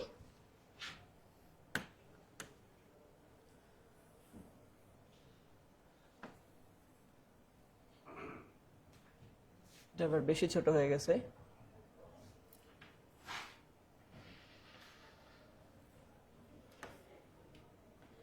হ্যাঁ, 189 প্রশ্ন বলছে which play is filled with nonsensical conversation, meaningless dialogues and characters who often becomes forgetful. দেখেন এখানে প্রশ্নটা হচ্ছে যে কোন উপন্যাসটা এখানে এমন একটা উপন্যাস যেখানে মানুষ এলোমেলো ভাবে কথা বলে, যার শুরু আসে শেষ নাই, দুইটা চরিত্র আছে, আগা মাথা নাই। সোজা কথা, আমরা বিভিন্ন সময় বলি না যে ভাই মুভি একটা দেখছি তার আগা মাথা কিছুই বুঝি নাই। এটা হচ্ছে এই ধরনের একটা অ্যাবজর্ড ড্রামা। এই অ্যাবজর্ড ড্রামাটা হচ্ছে আমাদের ওয়েটিং ফর গডট, ঠিক আছে? স্যামুয়েল বাকেটের লেখা বা স্যামুয়েল ব্যাকেট বলে, ওনার লেখা ওয়েটিং ফর গডট। এটাকে একটা অ্যাবজর্ড ড্রামা বলা হয়। তাহলে 189 এর প্রশ্ন হচ্ছে উত্তর গ। 189 এর উত্তর কোনটা? গ, ঠিক আছে? প্রশ্ন আমি তো বলে দিচ্ছি নাম্বার, তারপরে মিলিয়ে নিবেন। অনেক সময় একটু ছোট তো, আসলে প্রশ্নগুলো এবার এমন ভাবে করছে যে আমরা চাইলেও এর থেকে বড় তো আর করতে পারতেছি না, তখন প্রশ্নগুলো বাহিরে চলে যাবে আপনাদের একদমই দৃষ্টির। আপাতত আপনাদের কাছে যেই সেটটা আছে ওটার সাথে মিলিয়ে নেন, আর আমি তো প্রশ্নের সাথে প্রশ্ন বলে দিচ্ছি, ঠিক আছে? আচ্ছা, এরপরে বলছে 186 নাম্বার প্রশ্ন। 186 নাম্বার প্রশ্ন বলছে আমাদেরকে যে হুইচ ফাংশন, এখানে বলছে which functions both as a transitive and intransitive verb হিসেবে কাজ করতে পারে, কোন ভার্বটা? এর মধ্যে স্লিপ, অ্যারাইভ এবং ডাই, এই তিনটাই হচ্ছে ইনট্রানজিটিভ ভার্ব। শুধুমাত্র ব্রেক, যেটা ট্রানজিটিভ এবং ইনট্রানজিটিভ উভয়ের কাজ করতে পারে, মানে এদের পরে অবজেক্ট বসতে পারে, নাও বসতে পারে। তাহলে ব্রেক উত্তর। হ্যাঁ, 186 নম্বরের প্রশ্নের উত্তর হচ্ছে ব্রেক। আচ্ছা, এর পরের প্রশ্নে যাই। 186 প্রশ্নে আছে 181 নাম্বার প্রশ্ন। হ্যাঁ, 181 নাম্বার প্রশ্ন বলছে দ্য ভিলেজার্স। দেখেন এখানে বলে দিছে, প্রশ্নটা একটু বড় সাইজে। The villagers believe that he was an honest leader. এটা হচ্ছে একটা কমপ্লেক্স সেন্টেন্সের ভয়েস চেঞ্জ করতে বলছে, একটা কমপ্লেক্স সেন্টেন্সের ভয়েস চেঞ্জ, ঠিক আছে? গড না গডটি বলি আমরা, এটা গড অনেকে গডকে নির্দিষ্ট করে, বাট ওয়েটিং ফর গডট বলবেন, ওকে? আচ্ছা, the villagers believe that he was an honest leader, passive form of the sentence. এই সেন্টেন্সের প্যাসিভটা কোনটা হবে? আচ্ছা, এই হিসাবে এই সেন্টেন্সের প্যাসিভটা হওয়ার কথা ছিল হচ্ছে মূলত আমাদের একটা প্রশ্ন ছিল যেটা লাস্টে, যে এইটা হি ওয়াজ বিলিভড, এখানে একটা দ্যাট থাকলে হয়তো, বাট এটাই দ্যাট নেই, যার কারণে এটার প্যাসিভ ফর্মের উত্তরটা হচ্ছে he was believed to be an honest leader. ক। 181 উত্তর হচ্ছে ক। আবারও বলছি 181 উত্তরটা ক, একটু মিলিয়ে নিবেন। 181 উত্তর কি বলছি? ক। এর পরবর্তী প্রশ্নে আসি আমরা। 181 পরবর্তীতে প্রশ্ন হচ্ছে 174। 174 নাম্বার প্রশ্ন, the lines a book, sir. হ্যাঁ হ্যাঁ, 174 নাম্বার প্রশ্ন। এখানে প্রশ্ন বলছে the lines a book of verses underneath the bough. এখানে বলছে এ জাগ অফ ওয়াইন, অর্থাৎ এটা কিন্তু এই যে একটা লাইন নেওয়া হয়েছে, কোন জায়গা থেকে, এই যে এই লাইনটা কোন জায়গা থেকে নেওয়া হয়েছে? এটা হচ্ছে এডওয়ার্ড ফিজারল্যান্ডের নেওয়া। এডওয়ার্ড ফিজারল্যান্ড, এই যে এখানে দেওয়া আছে ক, ও সরি এটা খ, খ নাম্বার, খ নাম্বার 174 এর এডওয়ার্ড খ, ফিজারল্যান্ড। এডওয়ার্ড ফিজারল্যান্ড, ওকে? খ। 174 নাম্বার উত্তর হচ্ছে খ। এরপরে আছে 170। 170 আইডেন্টিফাই দ্য কম্পাউন্ড সেন্টেন্স। আচ্ছা, এই প্রশ্নটা ভুল আছে। আইডেন্টিফাই দ্য কম্পাউন্ড সেন্টেন্স, এখানে তিনটা সেন্টেন্স আছে কম্পাউন্ড সেন্টেন্স। হয়তোবা প্রশ্নটা হওয়ার কথা ছিল আইডেন্টিফাই দ্য কমপ্লেক্স সেন্টেন্স, ওকে? এখানে সেন্টেন্সের মধ্যে শুধুমাত্র খ নাম্বারটা আছে কমপ্লেক্স, বাকি সবগুলাই হচ্ছে আমাদের কম্পাউন্ড সেন্টেন্স, ওকে? তো প্রশ্নের ধরন আর উত্তরের ধরন দেখে যেটা বুঝলাম, এটা প্রশ্ন হওয়ার কথা ছিল কমপ্লেক্স, তারা প্রশ্ন করে ফেলছে কম্পাউন্ড, অথবা এখানে একটা নট হওয়ার কথা ছিল হয়তোবা, যে which one is not the compound sentence. যাই কিছু করার নাই, কাছাকাছি মনে হয় যে এটা। হ্যাঁ, তো কাছাকাছি ওই হিসাবে আমরা ওইটা নিয়ে নিচ্ছি খ। আচ্ছা, এরপরে আছে স্যার 170 এর পরে 160, প্রশ্ন নাম্বার 160।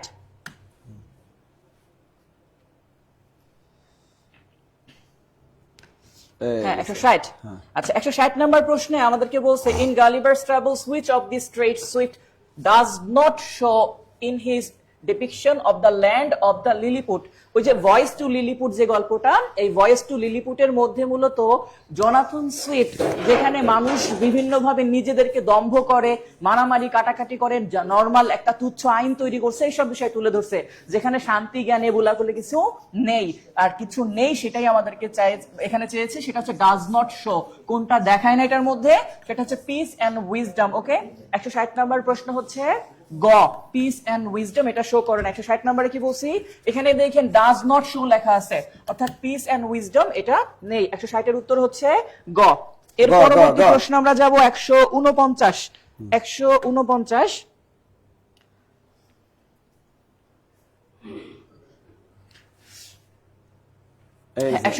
Incorrect spelling. আচ্ছা, ইনকারেক্ট কোনটা সঠিক, এখানে 9 বলছে আমাদেরকে।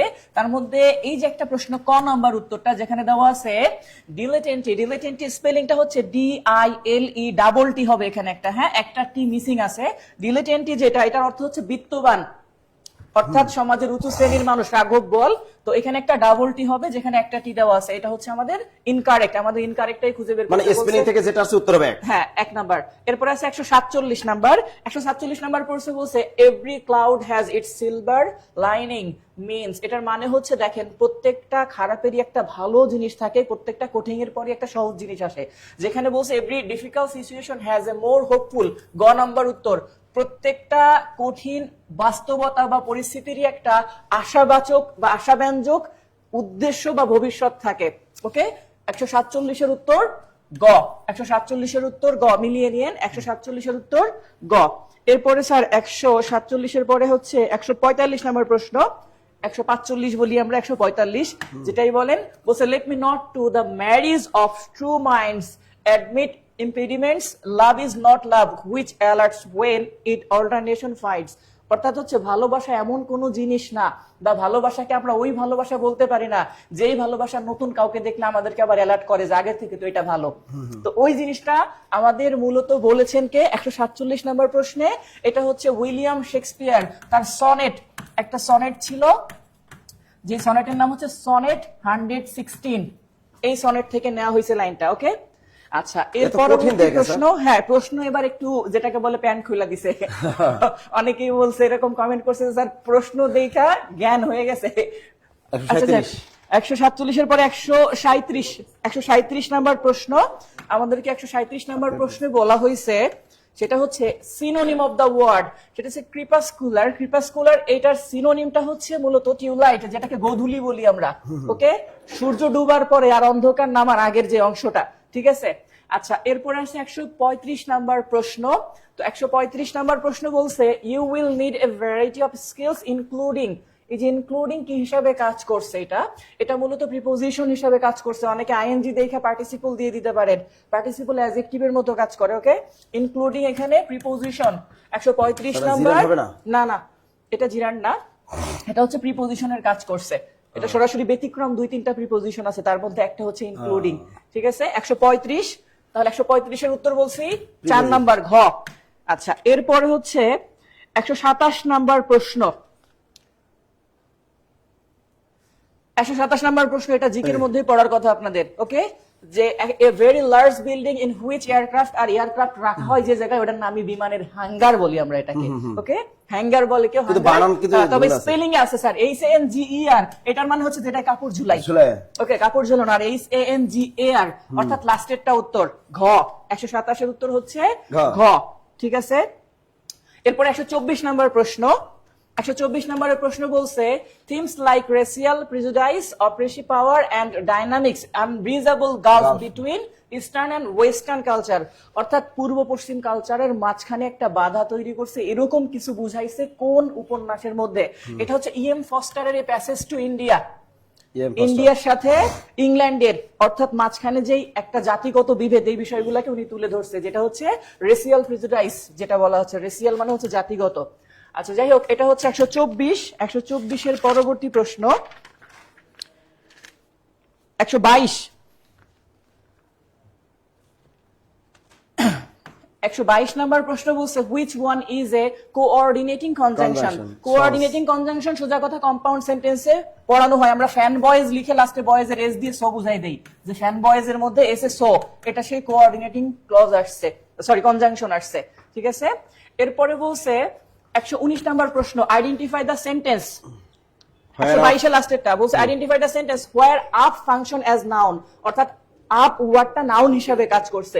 এটা একদমই ইজি, যারা জেনেছে যারা পড়েছে প্রশ্ন তারা দেখছে একটা দা ছিল, দেখেন একমাত্র খ নম্বরে দার পরে একটা আপ দেওয়া আছে, যা হচ্ছে একটা আর্টিকেল, আর আর্টিকেলের পরে নাউন বসে। তো আমার কাছে চাইছে আপ নাউন হিসাবে কাজ করছে কোন জায়গায়, তাহলে দা এটার পরে আপ বসছে। যারা মুখস্থ করছে একটা রুল, আমি বারবার বলতাম এটা মুখস্থ করবেন না, সেটা কি কেউ কেউ মুখস্থ করতো প্রিপোজিশন সেন্টেন্সের শেষে একা থাকলে তাকে অ্যাডভার্ব বলে, ওইটা ভুল ভুল ভুল।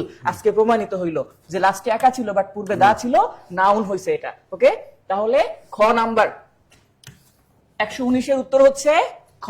119 এর উত্তর খ। আচ্ছা 118 বলছে what is the antonym of percipience. Percipience মানে হচ্ছে জ্ঞানী, অর্থাৎ যার শার্পনেস আছে ভিতরে। যার অ্যান্টোনিম বা বিপরীত শব্দ আমার কাছে চেয়েছে, এটা হচ্ছে ডালনেস, বোকামি, মূর্খতা। তো যাই হোক 118 উত্তর হচ্ছে খ। 118 তে উত্তর খ। এরপরে আসি 118 পর 114 নাম্বার প্রশ্ন, ঠিক আছে। 114 নাম্বার প্রশ্ন হ্যাঁ পাওয়া গেছে এখানে। 114 নাম্বার প্রশ্ন বলছে what gender is the word monarch. রাজত্ব, রাজা রানী দুইজনকেই বোঝায়, এটা কমন জেন্ডার, ঠিক আছে। মোনার্ক এটা কমন জেন্ডার। লাস্টেরটা উত্তর ঘ। 114 তে উত্তর এটা স্টুডেন্ট পারছে, একটা সহজ দিছে। হ্যাঁ প্রশ্ন সহজ এই দিক দিয়ে দিছে, গ্রামার টুকিটাকি সহজ হয়েছে, লিটারেচার এবার কঠিন দিছে। আচ্ছা এরপরে 101 নাম্বার প্রশ্ন, এই স্যার দা বুক। 101 নাম্বার প্রশ্ন 3-4 দিন আগে যারা আমাদের পেইড ব্যাচে ক্লাস করছে তাদেরকে এটা পড়াইছিলাম একেবারে হুবহু, যে দা এখানে একটা নাউন আছে, নাউনের পরে যদি আন্ডারলাইন করা কোনো ক্লজ থাকে তার নাম অ্যাডজেক্টিভ ক্লজ আর তার অপর নাম রিলেটিভ ক্লজ। এটা আসছিল দ্যাট শি রিকমেন্ডেড, আর এটা হচ্ছে রিলেটিভ ক্লজ। অপশনে যেহেতু অ্যাডজেক্টিভ ক্লজ নাই, আছে রিলেটিভ ক্লজ। এটার ক উত্তর। ওকে, এই যে এখানে এই পাশে দিছে ক, আর প্রশ্ন বাকি অংশ লিখছে এখানে, খুঁজে পাওয়া একটু টাফ। তো যাই হোক 101 এর উত্তর হচ্ছে Relative ক, clause। Relative clause. 101 এর পরবর্তীতে আছে স্যার 89 প্রশ্ন 89।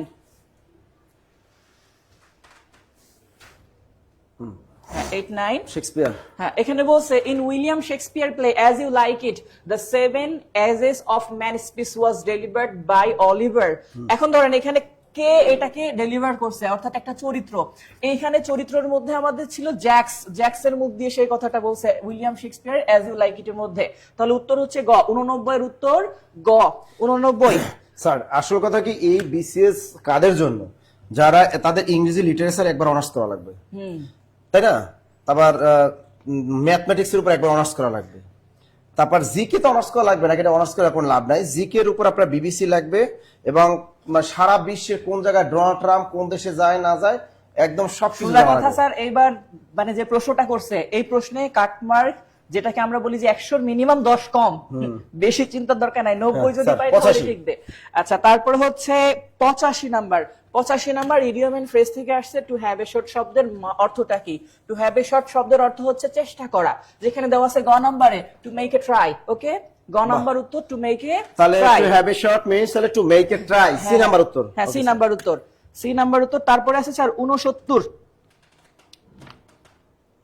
69 না 69, হ্যাঁ এই যে হুইচ। হ্যাঁ আচ্ছা এখানে বলছে which of this is not characteristic of English romantic poetry। ইংরেজি রোমান্টিক সাহিত্যের চরিত্র নয় কোনটি। আসলে এখানে বৈশিষ্ট্য নয় কোনটি, ফিচার নয় কোনটি সেটা বলছে।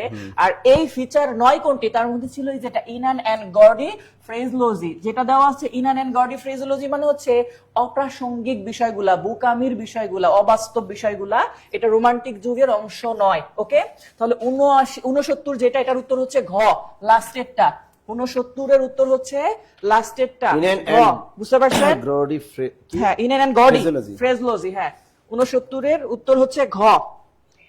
তারপর হচ্ছে 63 নাম্বার। হ্যাঁ 63 নাম্বার প্রশ্ন বলছে which Nobel Chronicles intense destructive love fuelling multi generational cruelty and obsession.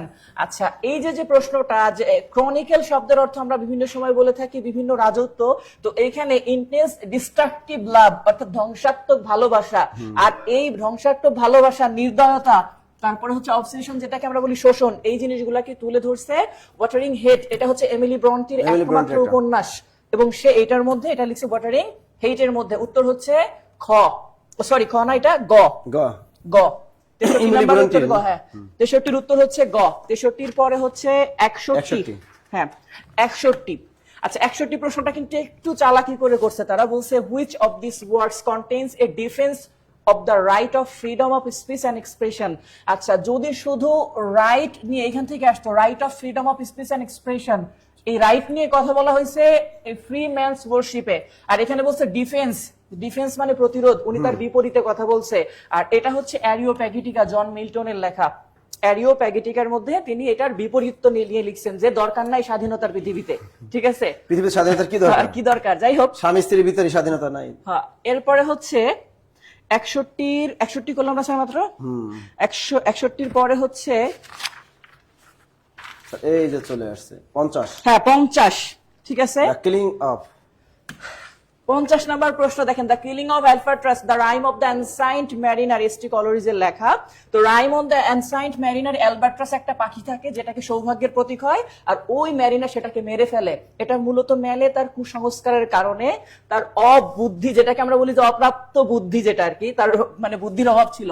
যেখানে এই কথাটাকে ওই গল্পের মধ্যে বলা হয় দ্য এসেনশিয়াল ইরেশনালিটি অফ ম্যান, মানুষ সে যে বিশ্বাস করে, বাট এখানে কিন্তু এসেনশিয়াল ইরেশনালিটি মানে প্রয়োজনীয় অপ্রাসঙ্গিকতা, কথাটা একটু অন্যরকম, যে প্রয়োজনীয় আবার অপ্রাসঙ্গিকতা, এটার কারণে সে মেরে ফেলছে। উত্তর হচ্ছে খ, 50-এর উত্তর খ। 50-এর পরে হচ্ছে স্যার 39। এই যে হ্যাঁ, 39 প্রশ্নটা কিন্তু খুবই একটু জটিল হবে যদি কেউ 39 ক্যান্ডিডেটস। হ্যাঁ, এটা গ্রামার থেকে আসছে। আচ্ছা দেখেন, 39 প্রশ্নটা বলছে candidates are required to get the centre before 9 AM। দেখেন, 9টার পূর্বেই সেন্টারে যদি বলে প্রবেশ করতে হবে, আসলে সেন্টারের ভিতরে প্রবেশ করা, যদি একটা সেন্টার হয় এখানে, যদি আমি এইখানে প্রবেশ করি তার বাহিরে, তার জন্য কখনো 9টা বলে দিবে না যে 9টার পূর্বে আপনার বাহিরে প্রবেশ করতে হবে। বাহিরে আসলে 2 দিতাম, অর্থাৎ বাহির থেকে ভিতরে প্রবেশ করে যেতে হবে অলরেডি, আর বাহির থেকে ভিতরে প্রবেশ করলে ইনটু ব্যবহার করা হয়। ঠিক আছে, gate into the centre before 9 AM। অনেকে এখানে 2 দিয়েছে, বাট 2 দিতাম যদি নির্দিষ্ট করে 9টা বলা না থাকতো। ঠিক আছে, এরকম তো কিছু নাই তো, টু গেট টু এরকম তো পড়িও না আমরা না। 2 এই যে এখানে আবার 2 আছে, অনেকে এটা দিছে, কিন্তু হবে to get into the centre before 9 AM। সেন্টারের মধ্যেই 9টার পূর্বে ঢুকে যেতে হবে, আর বাহির থেকে ভিতরে প্রবেশ করলে ইনটু ব্যবহার করতে হয়। লাস্টেরটা উত্তর গ, 35। তারপরে হচ্ছে 35 প্রশ্নটা বলছে যে কোনটি সঠিক বানান। এটা বাংলা থেকেও আসছে, বলা যায় যে বাংলায় প্রশ্ন করছে। তো এটা হচ্ছে সঠিক বানান গ্যাজেট। গ্যাজেট GAZETE, শুধু ডাবল টি মনে রাখবেন যে গ্যাজেট। গ্যাজেট হচ্ছে TE, লাস্টে যেটা, লাস্টেরটা 35-এ ঘ নাম্বার উত্তর 35 লাস্টেরটা। এরপর আছে স্যার 29। এই যে 29। 29 নাম্বার প্রশ্ন বলছে in which of this poems did Matthew Arnold express a pessimistic ও ওয়ার্ল্ড ভিউ, অর্থাৎ আশাবাঞ্জক ভবিষ্যৎ বা বিশ্বকে তিনি তুলে ধরেছেন। কোনটার মধ্যে? সেটা হচ্ছে ডোভার বিচ, তার লেখা বিখ্যাত ডোভার বিচ, এবং এটার জন্য তিনি পুরস্কার পেয়েছিলেন। ঠিক আছে, ম্যাথিউ আর্নল্ডের লেখা ডোভার বিচ। আচ্ছা, এটা হচ্ছে তাহলে উত্তর আমাদের খ, 29-এর উত্তর খ। 29-এর পরেই আছে 28। 28 নম্বর প্রশ্ন বলছে it is no good of falling in love at first sight, অর্থাৎ প্রথম দেখায় প্রেমে পড়া যাওয়ার কোনো মানে হয় না। সেই falling, it is no good অথবা নো ইউজ একসাথে থাকে, ইট ইজ নো গুড বা নো ইউজ, এবং তার সাথে আইএনজি যদি থাকে এটাকে বলা হয় সরাসরি, আমরা যেটা বলে থাকি এটাকে নাউন ফ্রেজ। ওকে, আর নাউন ফ্রেজের অংশটাও নাউনের কাজ করে, যেটাকে বলা হয় জিরান্ড। এটা হচ্ছে মূলত জিরান্ড। অনেকে ভার্বাল নাউন দিবেন, ভার্বাল নাউন হলে তার পূর্বে একটা দা থাকে, দা থাকার পরে আইএনজি থাকে, আর তারপরে একটা অফ থাকে, এই তিনটা জিনিস মিলে হয় ভার্বাল নাউন। এখানে সেটা নাই, এখানে শুধু আইএনজি আছে, তার মানে এটা জিরান্ড। উত্তর হবে গ, এটার উত্তর গ। 28 নম্বরের উত্তর গ। 28-এর পরে হচ্ছে 6 নাম্বার প্রশ্ন, ইংলিশের লাস্ট প্রশ্ন। ঠিক আছে, ইংলিশের লাস্ট প্রশ্ন number 6। Helena said to the এই laptop. প্রশ্নটাই মূলত ভুল আছে, কিছু মানে সাইনের ভুল করছে তারা। হেলেনা সেইড, এখানে একটা কমা দেওয়ার কথা ছিল আর এখানে দুইটা ইনভার্টেড কমা দেওয়ার কথা ছিল, যেটা তারা দেয় নাই। আলটিমেটলি প্রশ্নটা আবার চাইছে ইনডিরেক্ট করেন, এখানে ডিরেক্ট ফর্মে আছে।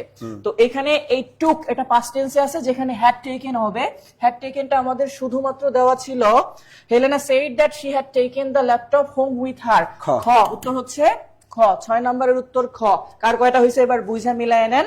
ইংলিশে এই পর্যন্তই ছিল, পরবর্তী অংশ স্যারেরা এখন খুব সুন্দরভাবে আপনাদেরকে বুঝিয়ে দিবে। অসাধারণ। স্যারকে অসংখ্য ধন্যবাদ, এত সুন্দর করে ইংরেজি পার্টটা স্যার বুঝিয়ে দিলেন। 30টা ইংরেজি এসেছে, তবে এখান থেকে আমি দেখলাম ব্যাকরণটা মোটামুটি সহজ আসছে, তবে ইংরেজিটা খুবই কঠিন। সাধারণ যারা আমরা ইংরেজিতে অনার্স কমপ্লিট করিনি তাদের জন্য এটা মহা বিপদ সংকেত বলা যায়। ঠিক আছে, এখন এতক্ষণ আপনারা যেটার জন্য ওয়েট করতেছিলেন, আমরা কিন্তু নামাজের আগে বাংলার পার্টটা দিয়েছিলাম। এখন আমাদের তরিকুল স্যার আসছে, যার ক্লাস থেকে দেখবেন বীজগণিতের অনেকগুলোই কিন্তু কমন পড়ছে। যারা বিসিএসে ক্লাস স্যারে করছেন তারা একটু মিলিয়ে নিয়ে যে প্রত্যেকটা স্লাইড থেকে কিন্তু বীজগণিতগুলো কমন পড়েছিল। স্যার কিন্তু এখন বীজগণিত পার্টটা স্যার এখন আপনাদেরকে সমাধান করে দেবে। স্যার আপনি টেনে টেনে যেটা আপনার সুবিধা, হ্যাঁ ওটা একটু উত্তরগুলো বলে যাবেন শুধু, ঠিক আছে স্যার? স্যার আরেকটু কথা ফার্স্টে না বললেই নয়, কারণ হচ্ছে ক্লাসে হয়তোবা আমরা খুশি করতে পারি না, কারণ কঠিন কঠিন ম্যাথ দেখিয়েছি। অনেকে হয়তো পরীক্ষাটা বলতেছে যে ক্যান্সেল করলে ভালো হয়, কিন্তু বিসিএস আসলে এমনই স্যার, ঠিক আছে? এত ইজি। এখন যদি কোন স্টুডেন্ট প্রাইমারির সাথে যদি কম্পেয়ার করে বিসিএস এর সাথে, তাহলে হবে না। কিন্তু আজকে এবার দেখেন, সব থেকে ক্লাসে সবসময় বলতাম বীজগণিতে 17টা কোশ্চেন হয়েছে বীজগণিত থেকে, এবং লেকচার তার মধ্যে আমার লেকচার শীট থেকে হুবহু 10টা কমন পড়ছে। এটা আমরা ক্লাসে মিলিয়ে নিব। এখন স্যার আনসারটা একটু দ্রুত বলি। স্যার ওই শুধু উত্তরগুলো বলে যান, কারণ আমাদের স্টুডেন্ট অনেক ক্ষুদ্র বসে অনেকে মাথা ঘুরে বমি বমি ভাব আসতেছে। জি স্যার।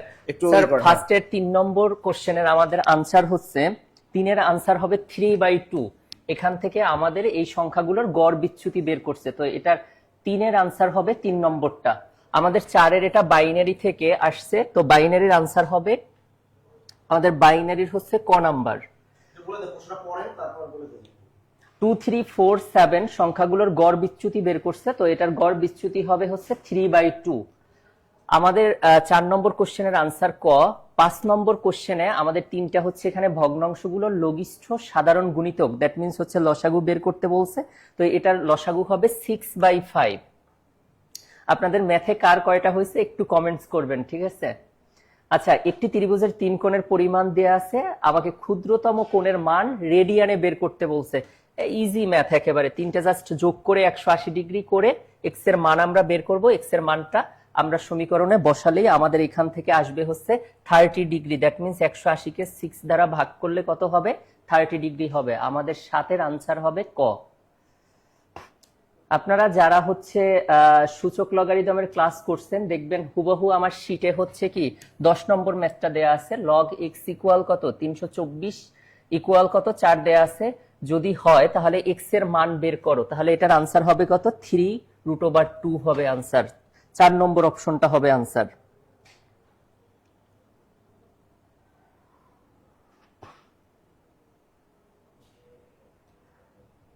সম্ভাব্যতায় দেখবেন 11 নম্বর ম্যাথটা আছে, 21 নম্বর যেটা শীট থেকে আসছে। এখানে বলছে 40 থেকে 50 এর মধ্যে একটি সংখ্যাকে আমরা যদি র্যান্ডমলি চুজ করি তাহলে সেটি মৌলিক হওয়ার সম্ভাবনা কত? তো আমরা জানি 40 থেকে 50 পর্যন্ত 3টি মৌলিক সংখ্যা আছে। এখানে যেহেতু মোট সংখ্যা আছে 11টা, সো 11 3 কত 11, ক নাম্বারটা আমাদের আনসার হবে, ঠিক আছে? আমাদের পরে 22 নম্বর যেই কোশ্চেনটা, 22 নম্বরে কোশ্চেন অনেকে ভুলে 9/4 দিবেন। এটার আনসার হবে কত? 4/9, মানে 4 কত 9। এটা হচ্ছে আমাদের 22 নম্বর কোশ্চেন। উৎপাদকে বিশ্লেষণ ভাগশেষ উপপাদ্যের সাহায্যে বিজ্ঞানী ইউক্লিড যেটা করছে, আমি বলছিলাম যাকে দিয়ে ভাগ করব তাকে সমান 0 ধরবো। তো এক্স এর ভ্যালু যদি আমরা 3 বসাই তাহলে আমাদের এখানে রেজাল্ট আসবে কত? 76। তাহলে আমাদের 26-এর আনসার হবে লাস্টেরটা 76।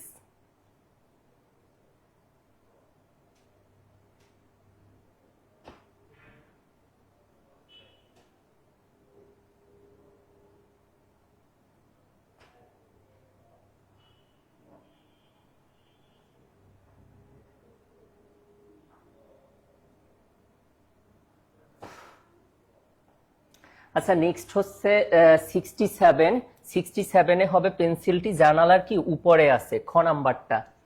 দেন হচ্ছে 68 নম্বর, এটা হচ্ছে এটার ক্ষুদ্রতম মানটা কত হবে। A x square plus b x plus c হলে আমরা এখান থেকে ক্ষুদ্রতম মান যেটা বের করব সেখানে সি দেয়া আছে, এটাও ক্লাসে দেখানো হয়েছে, এবং এটার মান হবে -1/8। ঠিক আছে, খ নাম্বার 68 এর আনসার হচ্ছে খ নাম্বার। আচ্ছা, নেক্সট হচ্ছে আমাদের 74, ডিরেক্ট একেবারে স্লাইড থেকে ম্যাথ আসা। এটা কি 74 নম্বর ম্যাথ যেটা আছে। তো এখানে বলছে a equal x such that x স্বাভাবিক সংখ্যা হলে, আমি স্লাইডে দিয়েছিলাম এক্স, এটাকে দেয়া হয়েছিল এভাবে এক্স লেস অর ইকুয়াল 5, আর এখানে লেস দেন ইকুয়াল কত 5 এভাবে দেয়া আছে। এটা হচ্ছে টাইপে, এভাবেও লেখা যায় বা এক্স লেস অর ইকুয়ালও লেখা যায়। সো এটার উপসেট সংখ্যা কতটি, এটা হচ্ছে আমাদের আসছে। তো 74 নম্বরে হচ্ছে পি অফ এ, জাস্ট আমরা প্রবাবিলিটি অফ এ যদি বের করি 2 two the power 5, R 2 two the পাওয়ার 5 এর মান হবে কত 32। আপনাদের ম্যাথমেটিক্সে কার কয়টা হয়েছে একটু কমেন্টসে বলেন, যারা জয়েন করা আছেন। আপনাদেরকে বলছিলাম যে কোশ্চেন যদি কম্পারেটিভলি একটু হার্ড হয় তাহলে আমাদের হচ্ছে সম্ভাব্যতা, অসমতা আর বিন্যাস থেকে কোশ্চেন আসবে। তো দেখেন এটা অসমতা থেকে আমাদের আসছে 91। হ্যাঁ, 91 হচ্ছে অসমতা। সো আমরা বলছিলাম এক্স লেস অর ইকুয়াল, হ্যাঁ এভাবে এক্স লেস দ্যান এ হলে কি minus a less than x less than কত এ। এটা যদি আমরা সলভ করি, এই ফর্মুলাটা জাস্ট যদি আমরা সলভ করি তাহলে এখানে আমাদের আনসার হচ্ছে কত, গ নাম্বারটা 3 নম্বরটা হবে, এটা হবে -1/3 থেকে +1, এটাকে ওপেন ইন্টারভ্যাল খোলা ব্যবধি বলে। তো আমাদের 91 এর আনসার হয়েছে কি গ।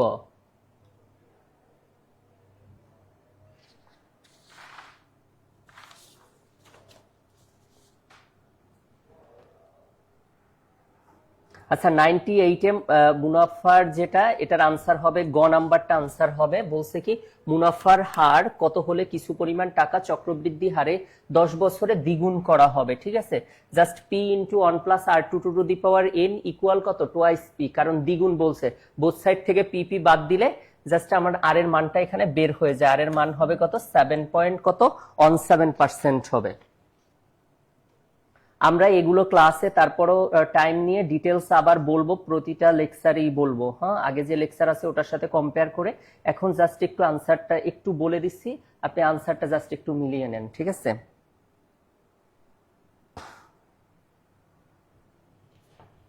আচ্ছা এখানে হচ্ছে আমাদের 117 নম্বর কোশ্চেন।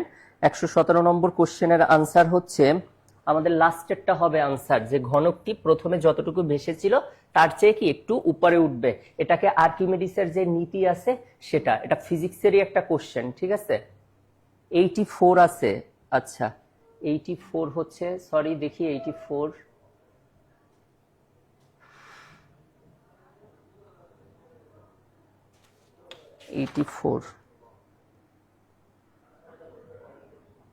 ও 84 তো একেবারে ইজি একটা ম্যাথ আসছে, জ্যামিতি থেকে আসছে। হ্যাঁ 84 নম্বরটা, থ্যাংক ইউ যে বলছেন 84 নম্বরটা। 84 নম্বরটা একটু দেখেন। হ্যাঁ এটা তো 84 নম্বর ম্যাথটা বলছে একটি সমবাহু ত্রিভুজের বাহুর দৈর্ঘ্য হচ্ছে 8 মিটার দেয়া আছে। এখানে অনেকে এটাকে 4 ধরে করছে, কিন্তু এটা হবে কত 8 দিয়ে। তো যেহেতু দৈর্ঘ্য 8 মিটার দেয়া আছে, এর ক্ষেত্রফল কত হবে। সো এটা কিছু না, √3/4 ইন্টু কত a স্কোয়ার। এ মানি হচ্ছে কত 8, তাহলে দুইটাই 8 গুণ করব।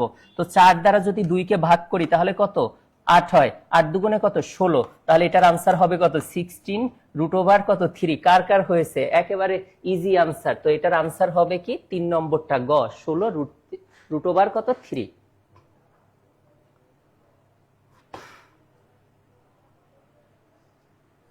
আচ্ছা নেক্সট হচ্ছে আমরা কত নম্বর দেখলাম, 100।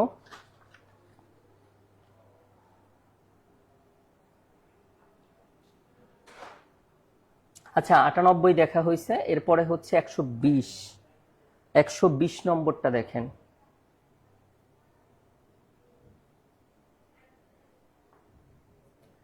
এগুলো তো খুবই সহজ।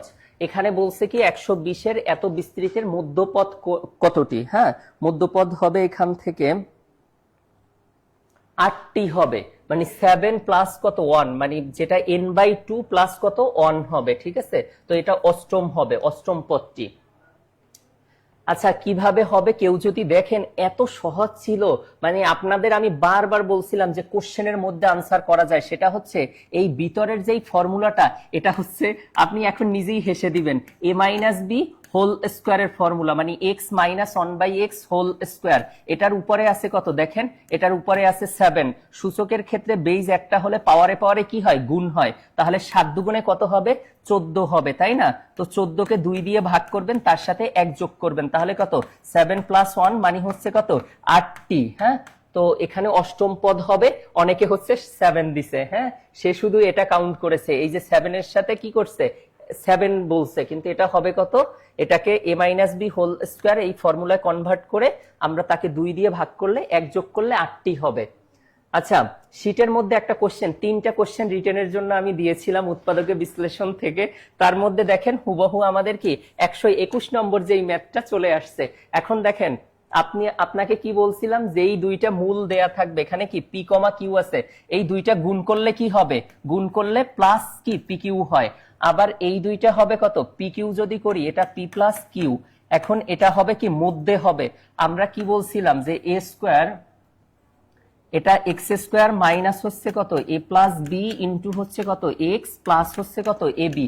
এই ফর্মুলায় ফর্মুলেট করেন, দেখেন তাহলে সেটা কার ক্ষেত্রে হয়, পি এবং কিউ যখন দুইটাই আমরা কি ধনাত্মক নেই, তাহলে এটার আনসার হবে কি ক নাম্বারটা আনসার হবে। আপনাদের কি 121 হয়নি, এরকম কেউ আছেন 121 হয়নি? আচ্ছা 120 নম্বর কোশ্চেন, হ্যাঁ 120 নম্বর তো বললাম যে 120 নম্বর কোশ্চেন তো সলভ দেখাইছি যে এটাকে X minus one by X whole square এভাবে কনভার্ট করা যায়। সেটার উপরে আছে কত 7, তাহলে 7 আর 2 মাল্টিপ্লাই করলে কত হয়, এটার ফর্মুলা হচ্ছে n বাই 2 প্লাস 1, তাহলে 7 দুগুণে কত 14। আমরা n এর মান 14কে 2 দিয়ে ভাগ করে তার সাথে 1 যদি যোগ করি তাহলে 7 + 1 মানে 8টি পদ হবে। তো 120 তো করে দিছি।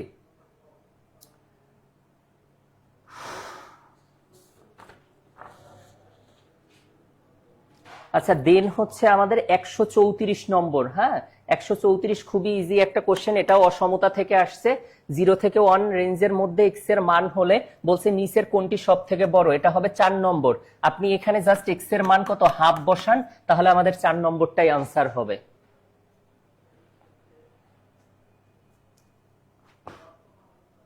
ধারা এতই, আমরা ধারার ক্ষেত্রে এত ইম্পর্টেন্সই দিয়েছিলাম। আচ্ছা সরি, এখানে 143 নম্বরটাও আছে। দেখেন 143 নম্বর, এটা একটা গুণোত্তর ধারার কি অসীম পদের যোগফল বের করতে বলছে, যে এই ধারাটির অসীম পদের যোগফল কত হবে। জাস্ট হচ্ছে এটা -2/3, ফর্মুলা হচ্ছে কি a বাই কত 1 - r। আর কোনো ডিসক্রাইব করবো না, জাস্ট বলে দিলাম ওই ফর্মুলাটা অ্যাপ্লাই হবে। তারপরে হচ্ছে 146 নম্বরে বলছে এই ধারাটিতে মোট হচ্ছে কতটি পদ রয়েছে। ঠিক আছে, তো এটা হচ্ছে আমরা 146-এ পদ সংখ্যা নির্ণয় করব। তো এখানে পদ সংখ্যা নির্ণয় করার ফর্মুলা বলছি, এখানে টোটাল কি 60টি পদ থাকবে, গ নাম্বার আনসার। 148-এর ক্ষেত্রে আপনি কিছুই না, এই যেই মানটা আছে এটাকে জাস্ট কি √x প্লাস কত 1/√x, এটা হোল স্কোয়ার, মানে just a plus B whole স্কোয়ারের মানটা আপনি বের করবেন। বের করলে x প্লাস 1/x এর যেই মানটা সমান 0 বসাবেন, তাহলে এটার মান পেয়ে যাবেন 2 পাবেন। তাহলে এই স্কোয়ারটা রাইট পার্টে গেলে কি হবে, স্কোয়ার রুট, মানে √2 হবে আনসার। এটার হবে লাস্টে, জানি না অনেকে মনের অজান্তে হচ্ছে 2 দিয়েছে, তো √2 হবে এটার আনসার। আচ্ছা 132 নম্বর,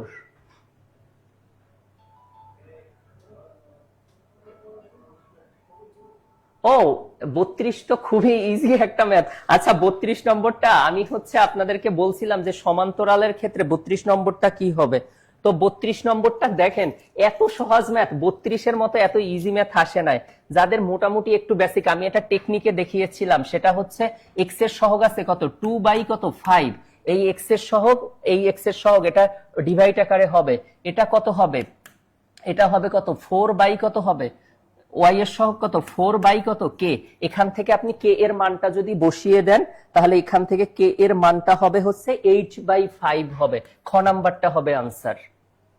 132-এর আনসার হচ্ছে কত খ।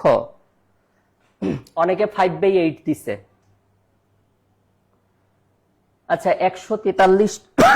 সরি 143-এর তো বলছি ক, 146 নম্বরের আনসার হচ্ছে কত, সপ্তম পদ বলছি তাই তো।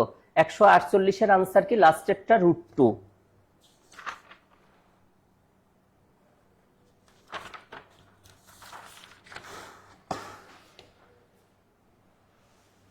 আচ্ছা আমরা শেষের পথে চলে আসছি। আমাদের হচ্ছে 162 নম্বর ম্যাথটা আছে। 162 দেখেন হুবহু একেবারে সেট থেকে কোশ্চেনটা আসছে। 162 নম্বরে হচ্ছে 2, 3, 4 তিনটা দেয়া আছে, প্রকৃত উপসেট কত। তাহলে আমাদের উপসেট হচ্ছে কত, আমরা জানি 2 এর পাওয়ার কত, উপাদান সংখ্যা 3টা, 2 কিউব মাইনাস কত 1। প্রকৃত উপসেট আমি ইংলিশে বলছিলাম যে প্রপার সাবসেট যেটা, তো 8 থেকে 8 থেকে 1 বিয়োগ করলে কত হয়, 7 হয়। তো অনেকে হচ্ছে গ নাম্বারটা আনসার দিছে। একটা বিষয় ইন্টারেস্টিং একটা বিষয় কি, আপনাদের কিন্তু বলছিলাম যে মিডলের অপশন 2টা থেকে ম্যাক্সিমাম আনসার হয়। আচ্ছা দেন হচ্ছে আমাদের না না আর একটু আছে স্যার, 177 হ্যাঁ 177-এ বলছে ঘড়ির কাঁটা ও মিনিটের কাঁটা একদিনে কতবার মিলিত হয়। কিছু না, একদিন সমান স্যার কত ঘন্টা, 24 ঘন্টা। 24-এর সাথে জাস্ট 60 যেহেতু মিনিট, এটা দ্বারা হচ্ছে 65 মিনিট পর পর মিলিত হয়।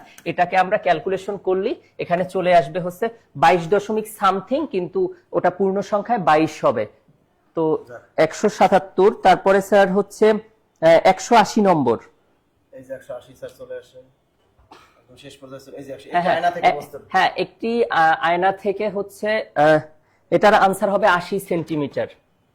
আর এটা হচ্ছে দশমিকের পরে, এটার আনসার হচ্ছে এটা আমরা জানি দশমিকের পরে জাস্ট কাউন্ট করলেই হবে যে দশমিকের পরে এটা 1 ঘর 2 ঘর, তাহলে 2 আর 1 কত 3, আর এখানে কত 3 ঘর, তাহলে টোটাল কত 3, 2, 5 আর 1 কত 6, আর 3টা 5 গুণ করলে 125 হয়।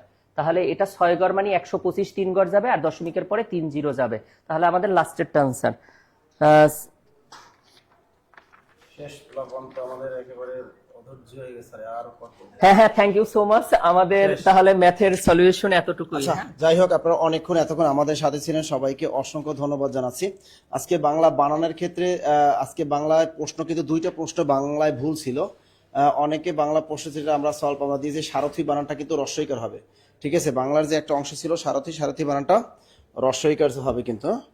যাই হোক, আমাদের ওখানে ওখানে কোনোটাই না, একটা শুদ্ধ বানান যে আমাদের দিয়েছিল ওইটা আমরা আমাদের অলরেডি পোস্টে দিয়ে দিছি। এখন আপনার পুরোটা প্রশ্নটা আপনারা সমস্ত সলভ প্রশ্ন এখন আমরা আমাদের পেজে পোস্ট করে দেবো, একদম 200টা এমসিকিউ, সেখান থেকে আপনারা মিলিয়ে টিক দিয়ে নেবেন।